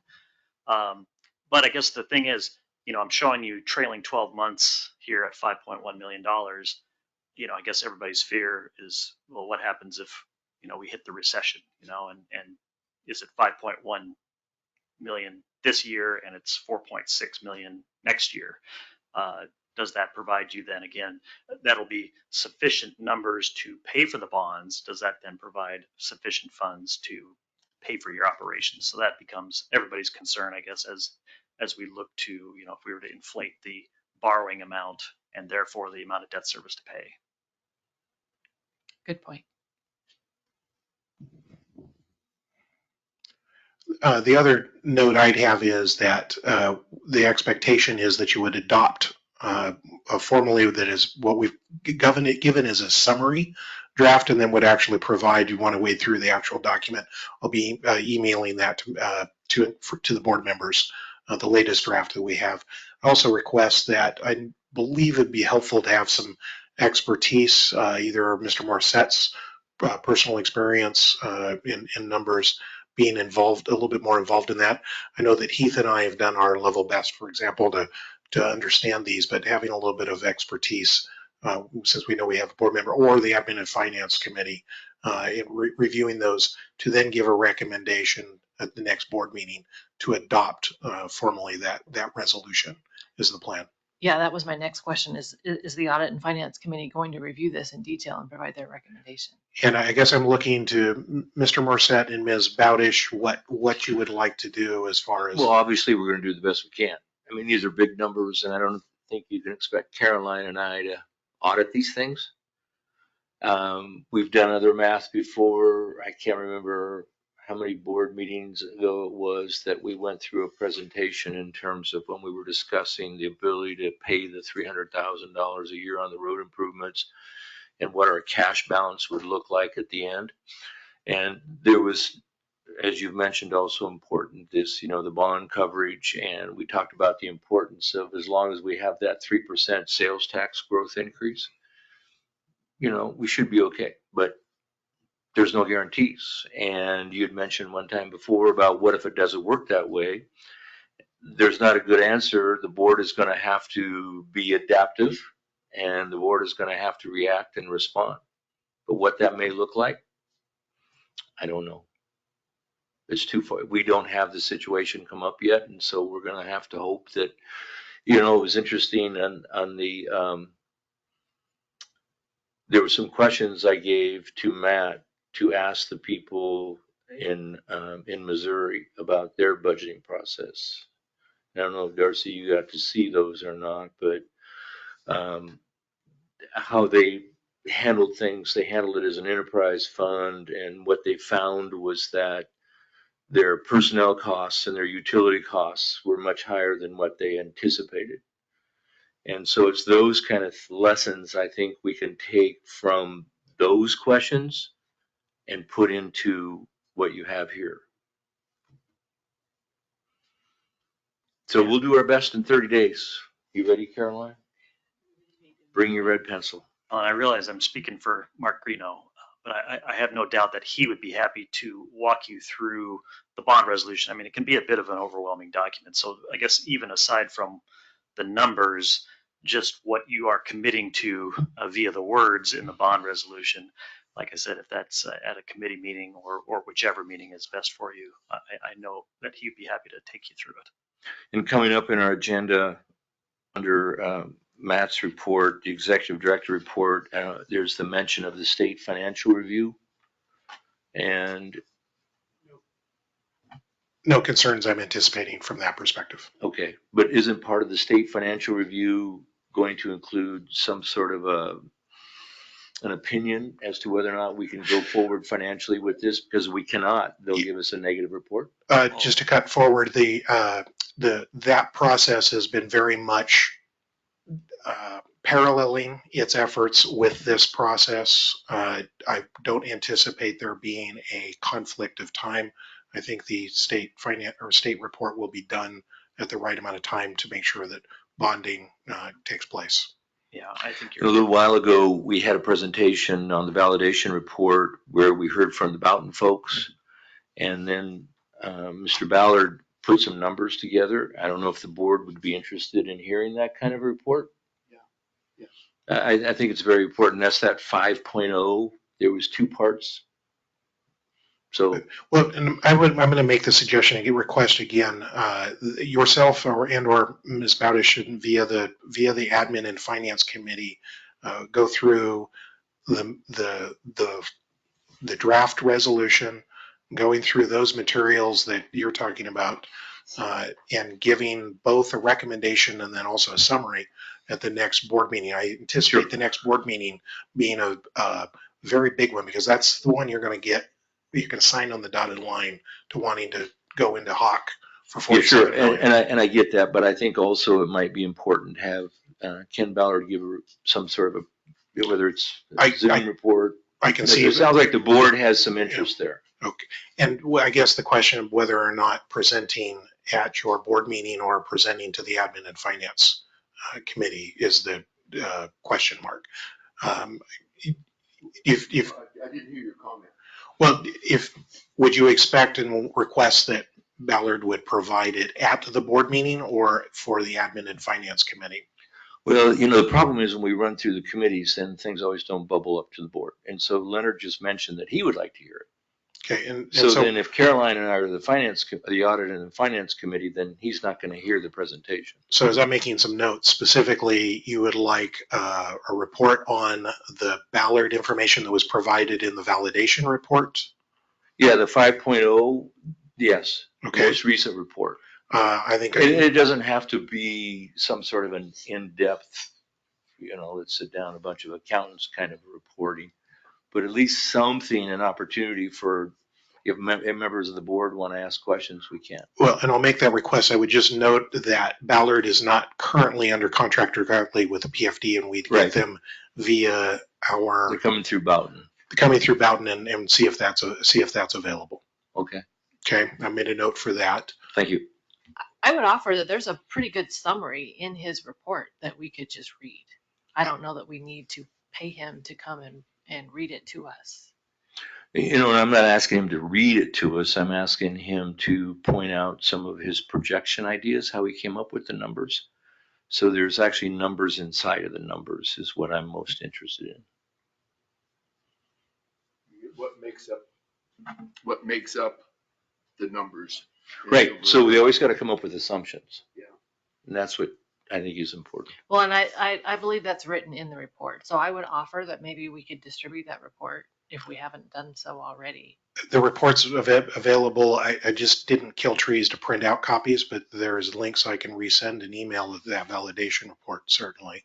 Yeah, and then we could take a look at that. And if we have questions beyond what's detailed there, then we could, I mean, we'd have to do this quickly so that we could schedule Ken to walk us through the report if we have more questions after reviewing. I think this is one of those cases where I'm getting a little bit divided direction from a board here on what you would like to do at your next meeting. It don't matter to me. I'll be honest with you. We can go either way. I think it'd be nice to have Ken Ballard here, but it's not a ditch I'm willing to die in. So however we want to do it is okay. Yeah, just as long as we get the information that builds that scenario, then we can look at it and I can look at it and sniff it and see whether or not I'm comfortable with it, because we're talking about a pretty large commitment here for this population. And that's part of our duty, is to make sure that we're making proper decisions, that we're handling their money correctly, and we feel good about it. Maybe the suggestion for next board meeting, because also I re-put up Scott's schedule, is the board meeting is scheduled for September 17th of next month. Past couple of months you've put it off a week. I'm assuming that you're going to want it back to the 17th.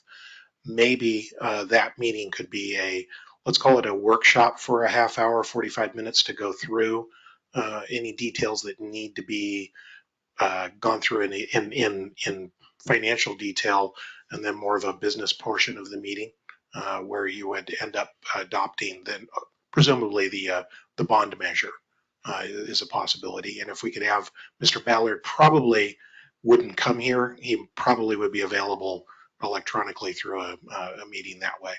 Yeah, and that'd be great. I think the author of these reports, it's always good to hear from. I guess I just ask is if there's specific questions. I think you have a variety of questions, Mark, on some of the Ballard reports. So maybe getting those in advance to see if we can have those answered conveniently. And if any board members does have any questions from that section in the validation report, we can get those to Ken to answer in some form that's easiest for the board to digest as well. So the question for the Blue Springs guys was, what is the drivers in their budgets? And they talked about memberships. Yeah, and I would and just personnel. The material you're talking about, the only person who's actually gotten that is you. You asked for it, so I got it. So I only gave it to you. If that's something you want to share, I can share with the other board members and also other staff as well. But I got that for just you because you asked for it. Great. Do you want me to pass this out now, or you said do it later? Your choice. If you got a copy, you want to share it along with the clerk, you can give it to the board members Sure. as well. So, and this isn't something we have to go over now. It's just an item of information. Okay. So are there regular meetings of the Audit and Finance Committee? No, not regularly, but I'm asking that we're going to have to set something up. So Mr. Morset, Ms. Bowdish would need to meet as a committee to go over this draft in more detail. And I'm asking that committee then give a recommendation to the full board for adopting the bond resolution that that Scott's going to be bringing us next month. So we've always met on an as-needed basis. Well, that makes sense. It seems like it's needed. It is.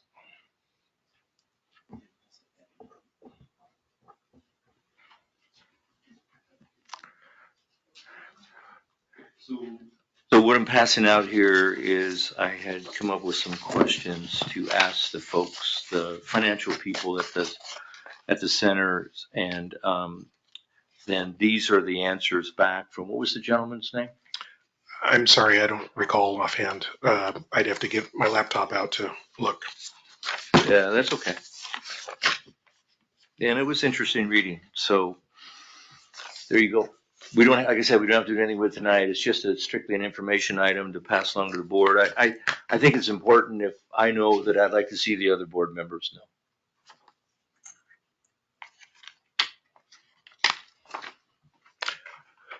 So I'm going to actually check in. Scott can sit down, is that the? Well, and I just asked, Scott, you can see how we're trying to, the board is trying to make a very deliberate decision about a big loan. From what you're hearing and with that schedule, do you think we're on track? Are we asking the right questions? As I said, I think it might be helpful not to, maybe to Lay's concern, to go through the bond resolution and actually see what's in it. But you do see, I guess, from what we've shown up here, the commitment that you are making, regardless of what the bond resolution reads, you're going to have outstanding debt, $47 million for 30 years unless it gets refinanced. So I just want to make sure that we're providing you with sufficient information to make your decision. But like I said, I think taking some of the mystery away from at least the bond resolution, it might be helpful for Mark Reno to walk you through it. Because my takeaway was that the sales tax being the source of the bond repayment is a good source for bond repayment. Is that correct? Well, based on how well the collections have been, it's a very good source. The issue that you have with sales tax is it's not like water where you can dial up rates. It's a passive revenue source, and luckily it's been very strong here in the community recently. And the other takeaway for me was that we have a good coverage ratio. Yeah. Yep. So that's, I agree. At the $5.1 million, it's a good of revenue. That's a good. Darciano, is there anything you'd like to add to this conversation, or you think we did okay? Thank you. You did well, thank you. Okay. We'll probably see you again. Thank you. Thank you very much.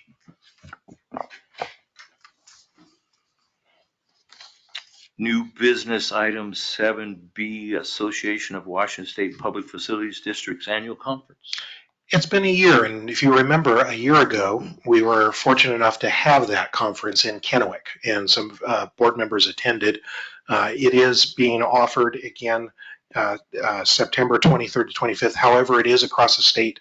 In Linwood, it's also Monday, Tuesday, and Wednesday instead. I wanted to offer it up in case any board members do want to go. We've had, because of our travel policy, would need to make a motion to approve that. I also note, though, that I did get an invitation as your director to present an update on our project. I think there's a lot of interest by other PFDs and how we're doing the additional sales tax option. Not a lot of places have done that in the state.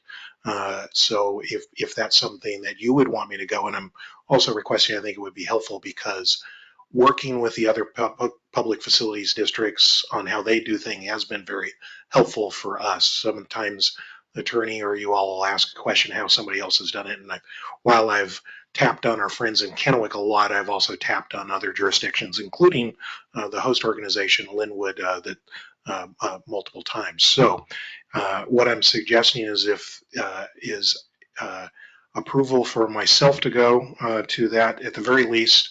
If there are other board members that do want to go, I estimate it will be about $1,200 per person to go to this event for the registration fees through hotel room mileage and that sort of thing.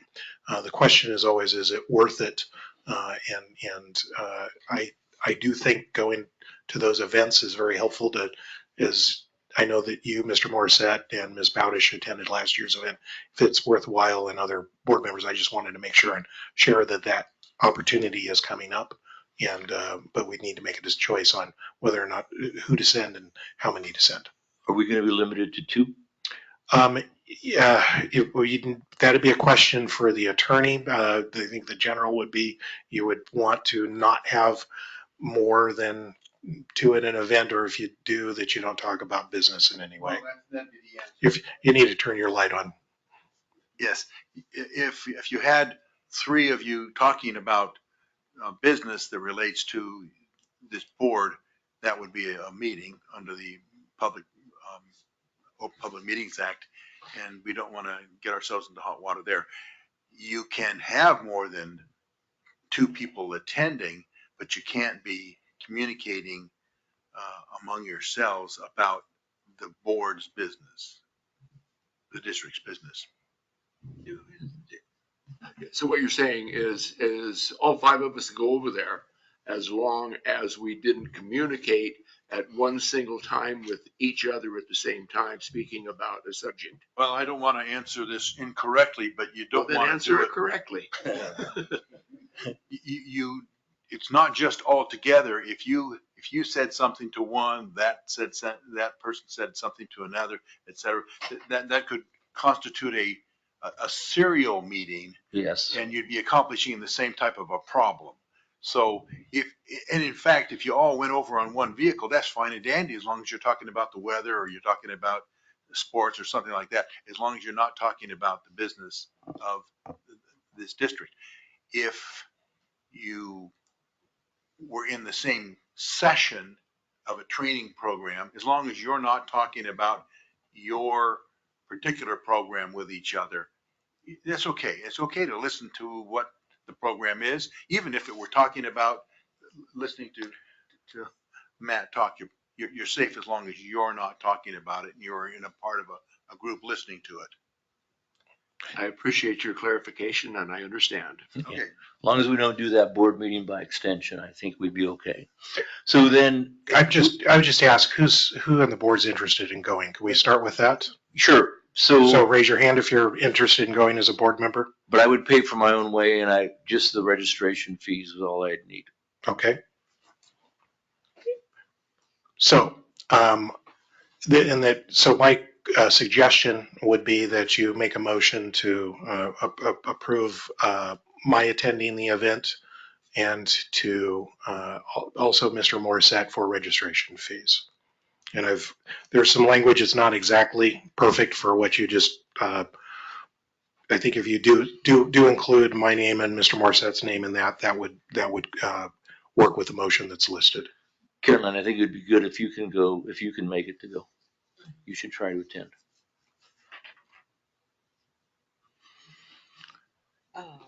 Just as a tease, I don't know if it's going to happen, but there was talk about Boughton might be given a presentation at that meeting.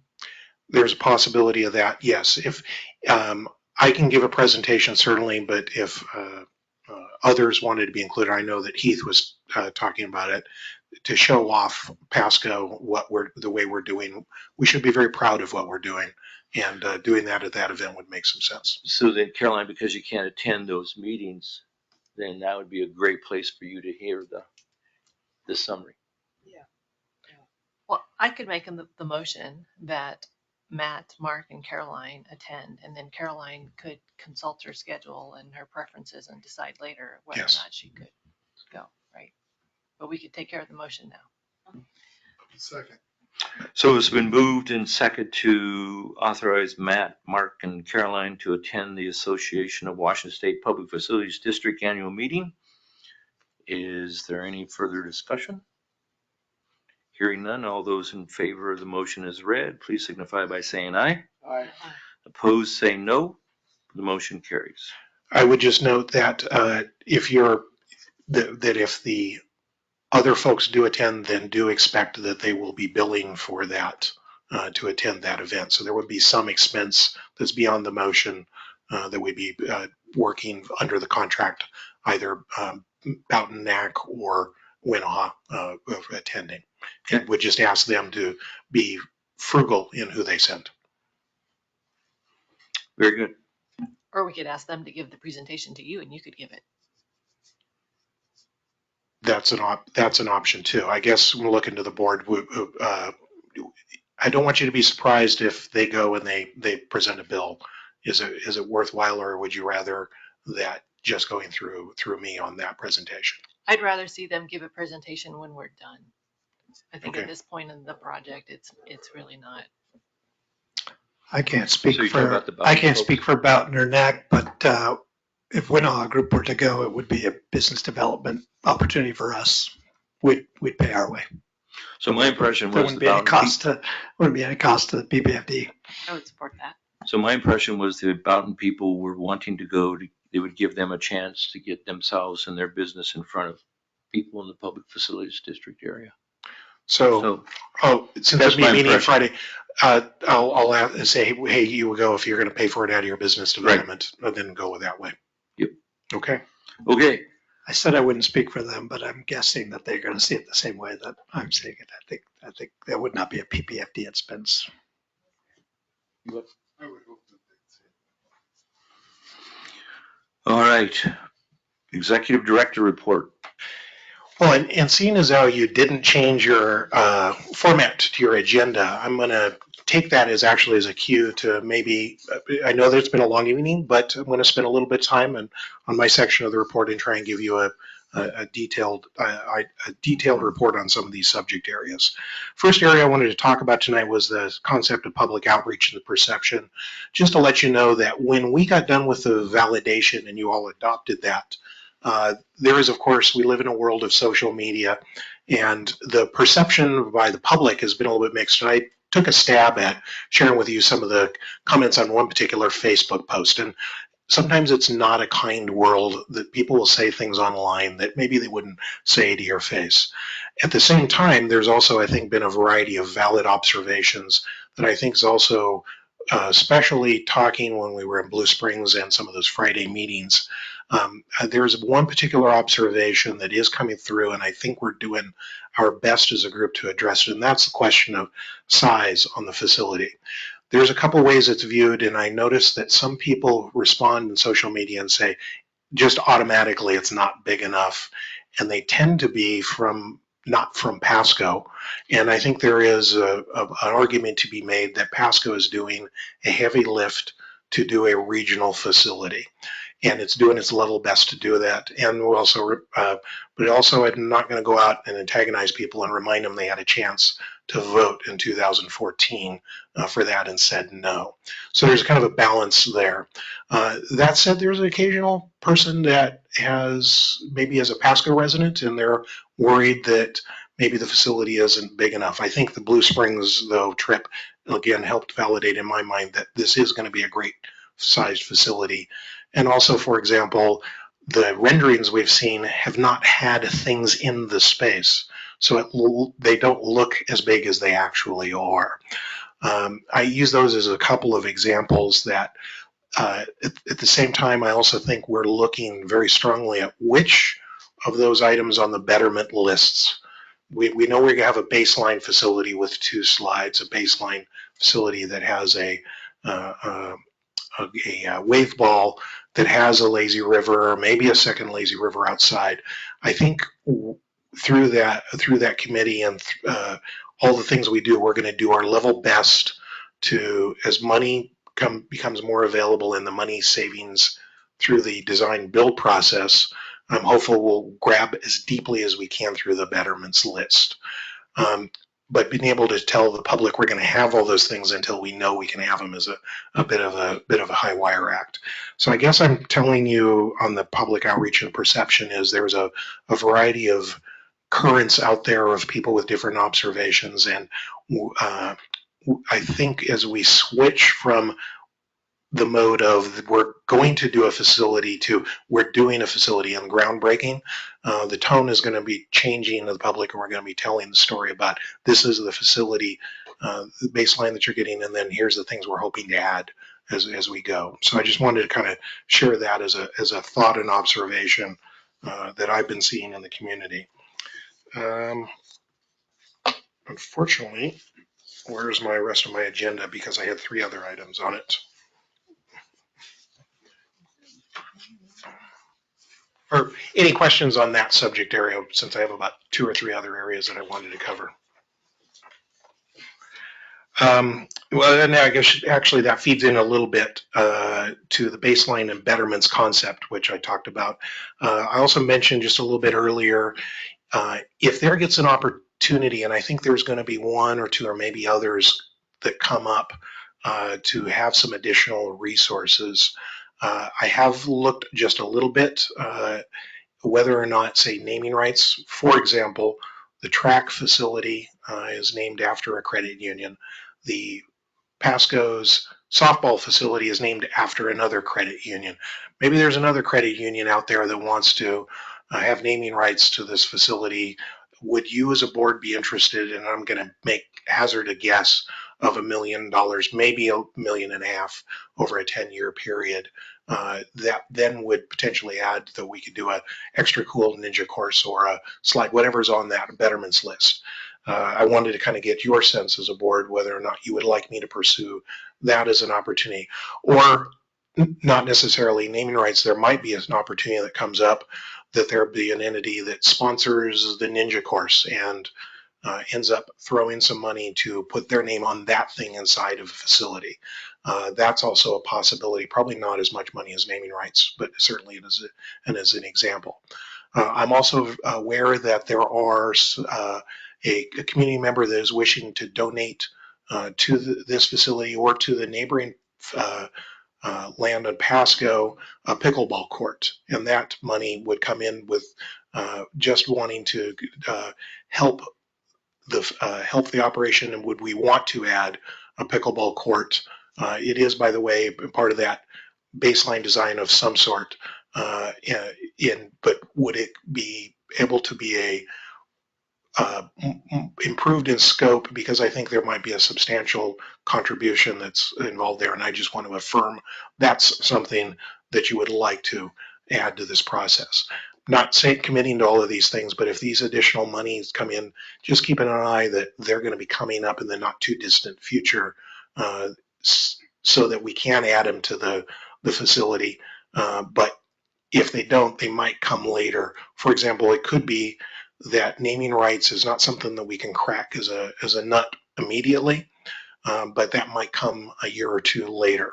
I got some advice from a board member, and it's something I've been thinking about over the past few days. There's all these chances to make things more complex and do lots of other things, but I've been trying to round that out with trying to keep things simple, keep an eye on a ball, and focus on the simple things.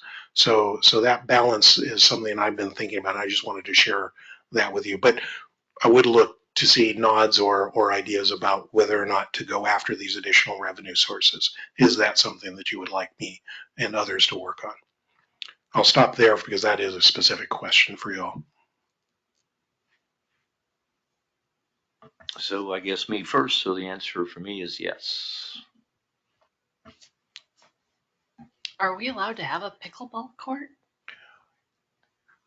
The answer is yes, in some fashion, and it might be a case of where it's on the city's land. I've got an initial indication that and Jesse's nodding, so that's good.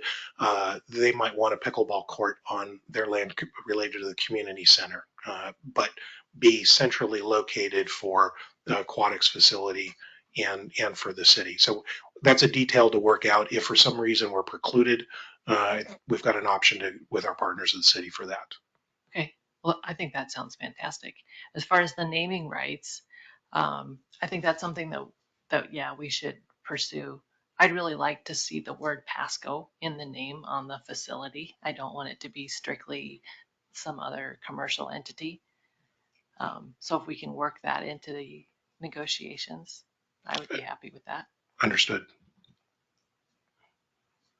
Anybody have concern with going down those courses? I would agree with Marie. People's names on the specific thing that they put a lot of money into, but I'd like to see Pasco in the total, the whole facility name, the umbrella name. Yeah, and really, I think the goal of bringing these additional revenue sources in is so that we have more money available in the construction budget. And so if a credit union wants to buy the ninja course and name the ninja course after them, I'm 100% on board with that. And it's still the Pasco Aquatic Center. But now we can afford the ninja course. So. It might be possible that you wouldn't get as much reimbursement for a ninja course name versus naming rights of the overall. But that's that balance. Yeah, I would say please go forward and explore all the possibilities.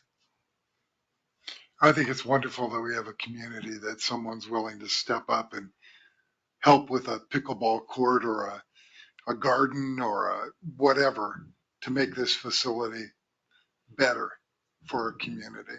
And I'd be in favor of any opportunities that we run into. Yeah, the more that we can broaden the enthusiasm in that facility is just going to make it that much better and that much stronger. So I would not hesitate to have somebody come in and be a part of that. But I agree that the name Pasco needs to be predominant in this facility because that's who's putting it up and who's doing it. I very much appreciate that particular piece of guidance, and we'll see what's going on out there as far as an option or not. Thank you for answering that question. And then third item, and I think I actually already did cover the state financial review, I think is part and parcel related to our bonding process. So I'm confident that's going to be moving forward. I did get an email. They're working through the draft on that as well. And Scott left, but also I know that the person writing that was actually used to have a business relationship with Scott. So they've been working with the other very well because of past experience. Final thing I just wanted to mention, we've had insurance and ever since this organization existed. It's been a very simple policy because there's no employees and I haven't been doing anything. However, and that bond or that insurance is due in December. However, we're going to be doing groundbreaking, and from an organizational level, we'll likely need to increase our insurance and reevaluate our insurance coverage. I just wanted to give you a heads up on that. I think it's been $3,000 a year. It's going to be probably substantially more. And for example, when there's a groundbreaking, you all are going to be going out there and we're going to have a risk of you twisting in an ankle. And so I believe also that when we do our insurance modifications, for at least for the site coverage where we're going to be building something, we have an opportunity to work with our builder for some coverage that works for both of us. So just wanted to give you a heads up that the insurance complexion is going to be changing a little bit, and I'm working through that. Nothing to required on action. Just wanted to give you a look under the hood on that. That I went through fairly concisely, but hopefully that fits a little bit more to the mark.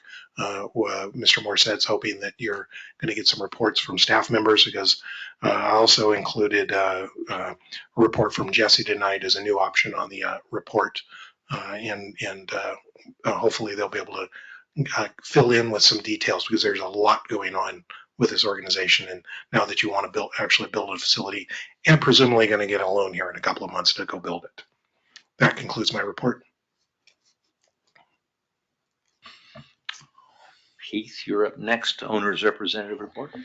Okay, I just want to follow up with a little bit of update on kind of what's being done and been done. So, last meeting, you guys took the step of authorizing the contract to move forward with the design and construction up to the GMP. And so it's amazing to see how we're launching now with that cleared. And there's a lot going on. NAC, the designer, and Boughton, the construction company, our combined design build team is starting to make a lot of things happen. So some of the things that have happened in the last few weeks, we had the geotechnical engineer has done the field work out on the property, so physically dug test pits out there in the dirt. We don't have the report back yet, but we expect to get it back soon in the next couple weeks. There's some surveying being done that's needed. The boundaries have been identified of the property, so there is a map somewhere that actually has coordinates for the boundaries of this.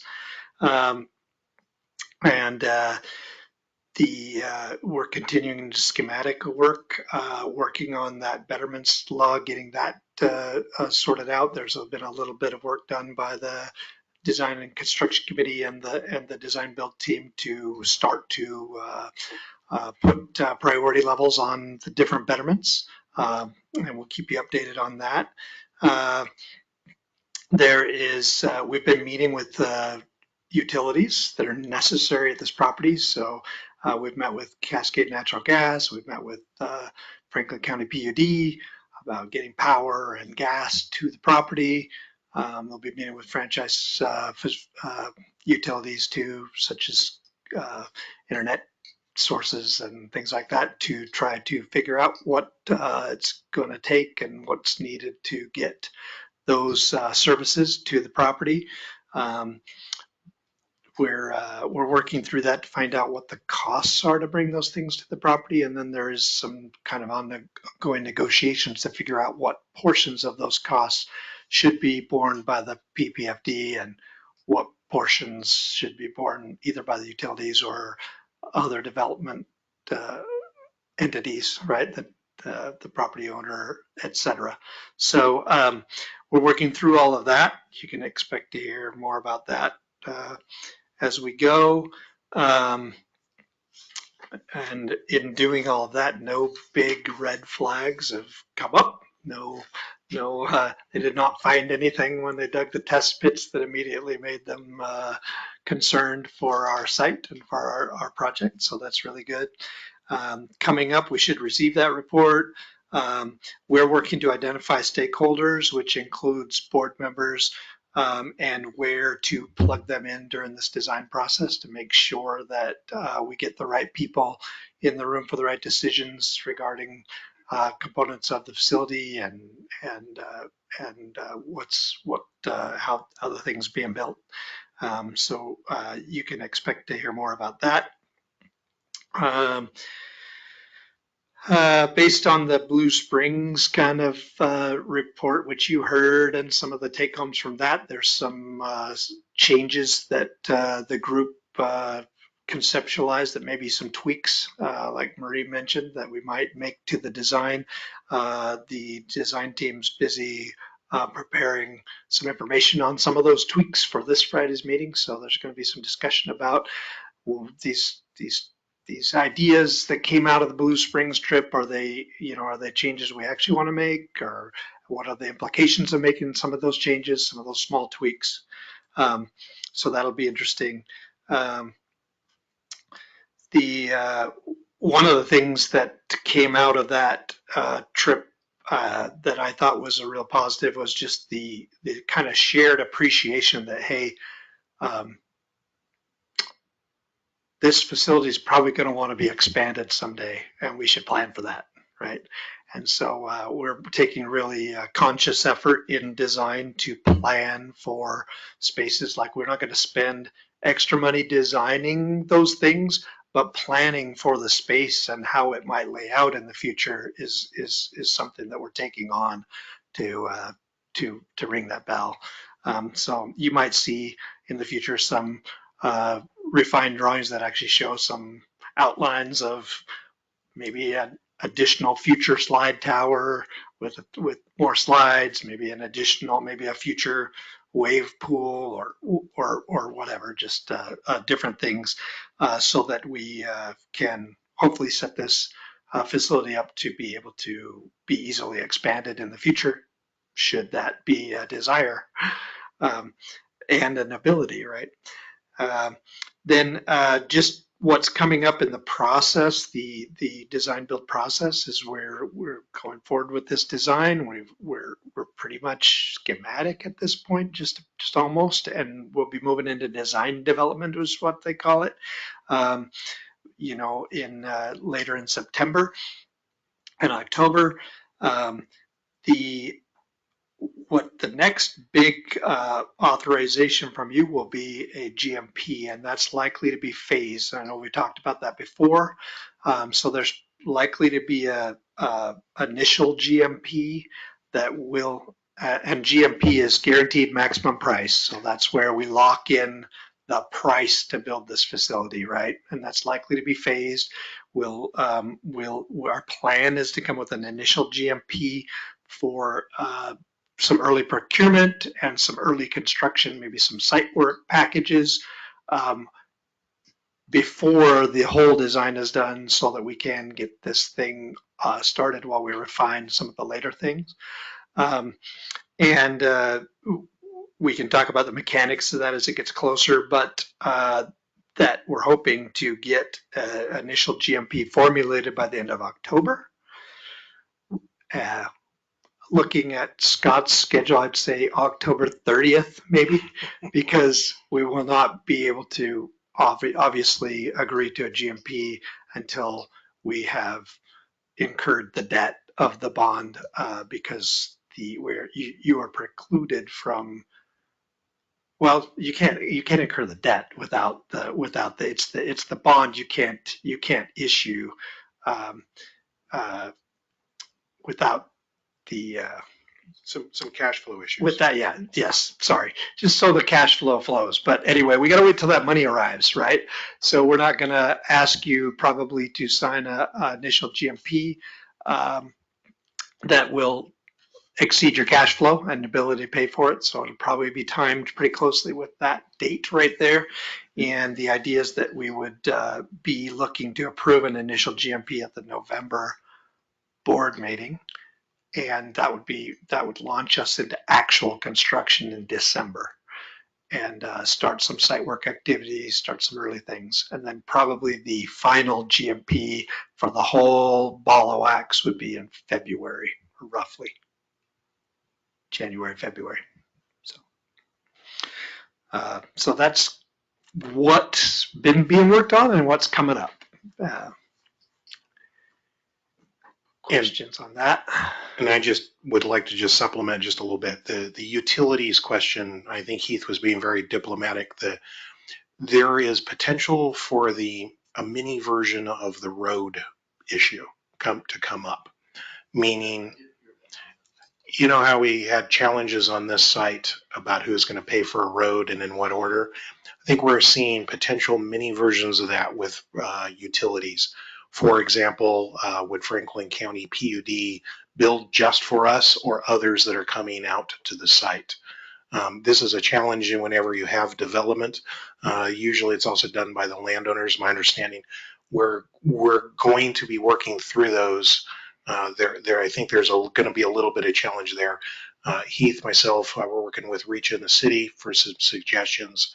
And so just wanted to give you a heads up that one's we're going through it with our best foot forward, but there's potential challenges there. I just wanted to highlight that as a point since we meet fairly infrequently. Yep, potential challenges there. And then I would say, in regards to challenges, the budget is holding. We have not come across the thing that blows up our budget at all yet. And so far, things seem to be holding since we set that budget at that $47 million amount. So far has not been challenged, but we're just getting rolling right now. So we'll continue to monitor and report. Heath, I had a question. Were you at that meeting, that Friday meeting after our trip, where of course, my written comments I didn't get submitted till later in the day. Have you seen that at all? I ended up giving those directly to the designers and builders who were integrating the comments from the Friday meeting. So I gave them directly to the folks who are updating the design ideas. Okay, I was just wondering if anyone had addressed the question of, well, we've got all these credits that the latest law is requiring for utilities that have to be green, and you can get the credits this way or that way or whatever. And I was wondering if that had been addressed. It is being addressed. It will continue to be, that will be a continued effort throughout design. It's very important that we get the points towards the new energy code, and it's a big lift. It's changing the way these facilities can be built. So right. So it's an ongoing effort. So far, the engineers are working on what the right recipe is to get those. You can get those points in different ways. We're going to get there. But it does affect the cost of things. It's adding some cost, but we had that baked into the estimates and Okay. stuff. So it is costly. From my information, when you put solar panels on, that's more upfront cost, but then savings later on the power. Is that correct or not? It's probably a big debate on that, but we will be required to put some solar in there. That's going to have to be probably an answer to how we get some of those points. Certainly, you put solar panels on that generates energy. There's some question. As to, I think depending on who you talk to, what the efficacy of those panels are and what the payback is on them and everything else. But regardless, they're good to have. They give us the points, and they do provide power. But perhaps, Ms. Bowdish, also one of the themes that I think was in your material too is not just doing the minimum, but are there anything that maybe can go above and beyond that is cost effective?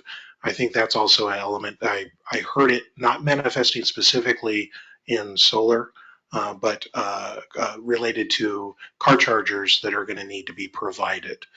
There may be some opportunity to provide two instead of one that makes sense and that sort of thing.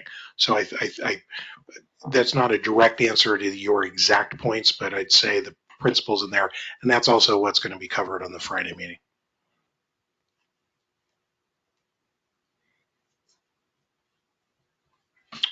Any other questions, comments for Heath? If not, then Jesse, Pasco Operations and Maintenance. You still awake out there, Paul? All right, our one visitor is still awake with us, so.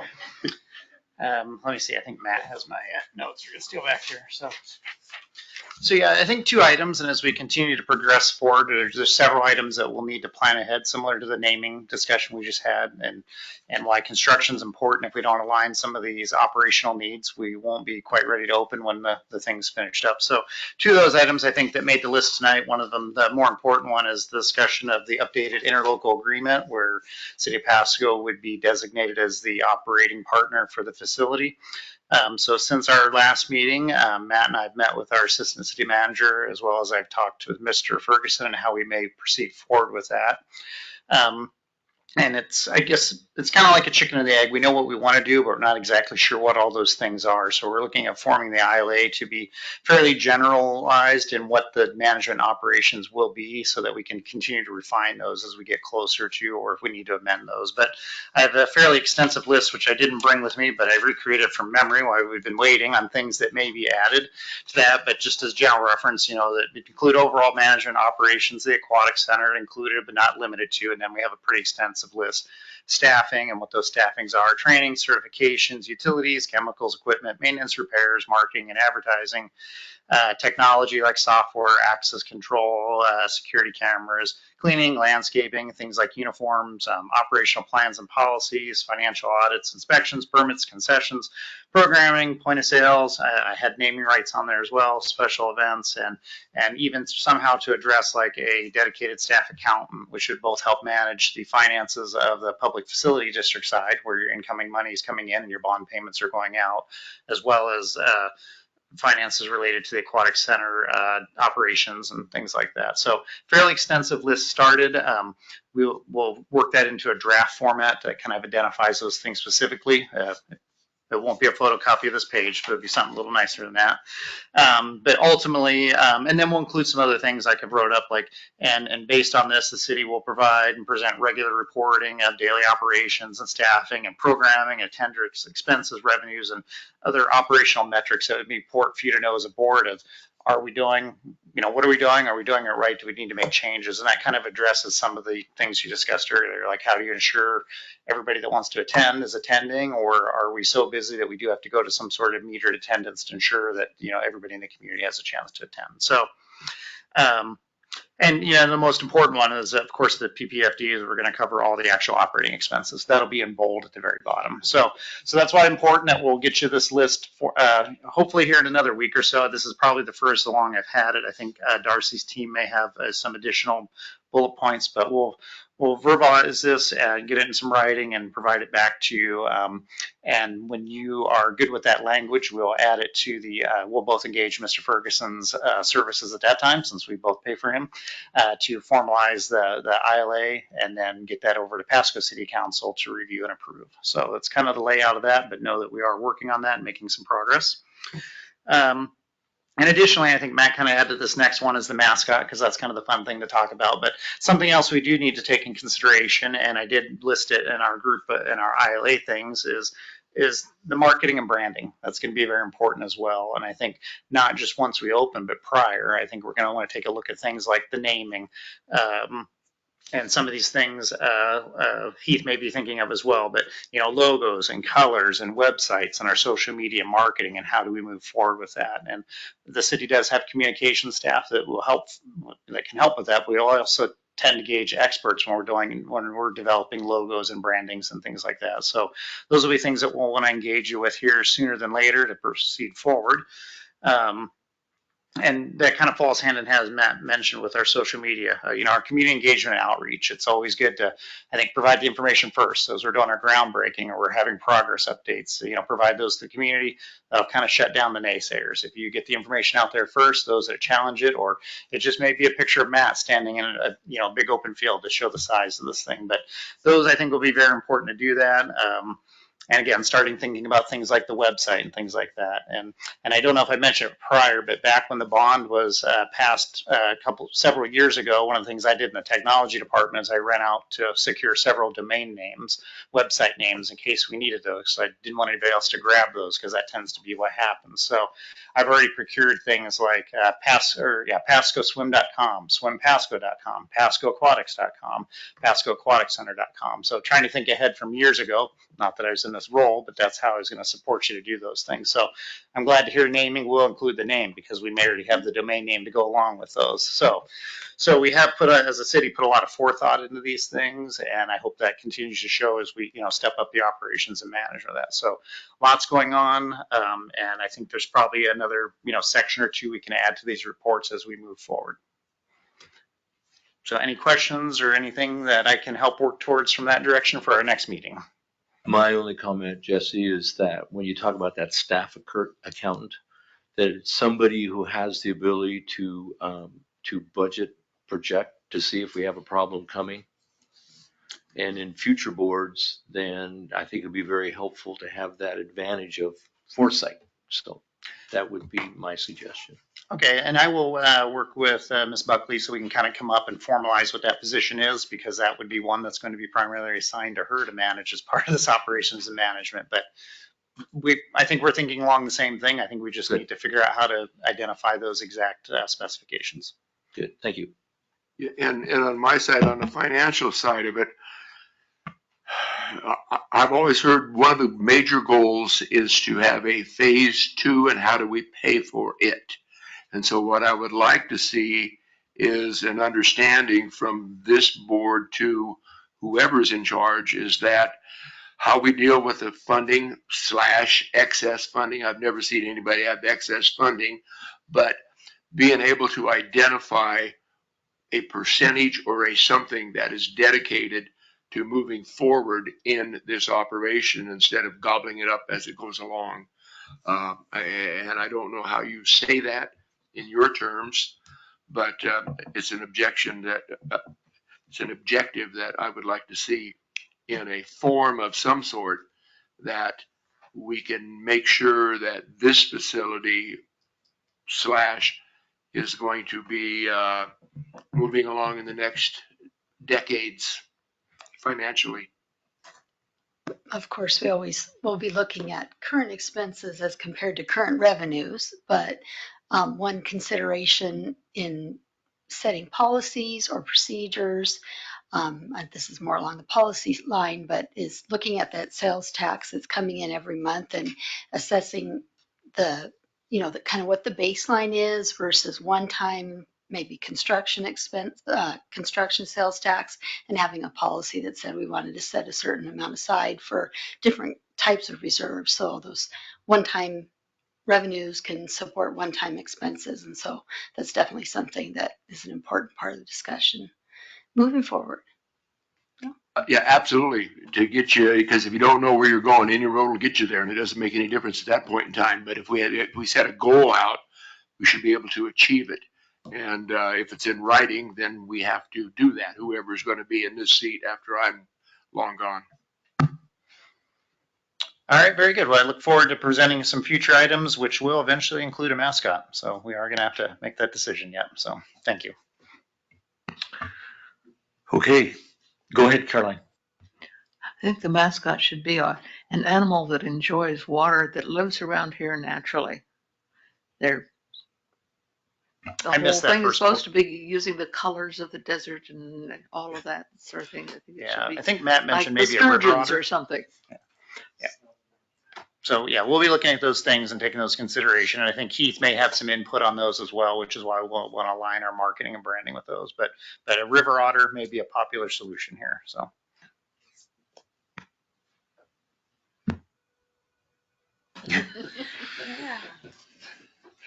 You ought to be there. Okay, Matt, we don't have a need for an executive session, do we?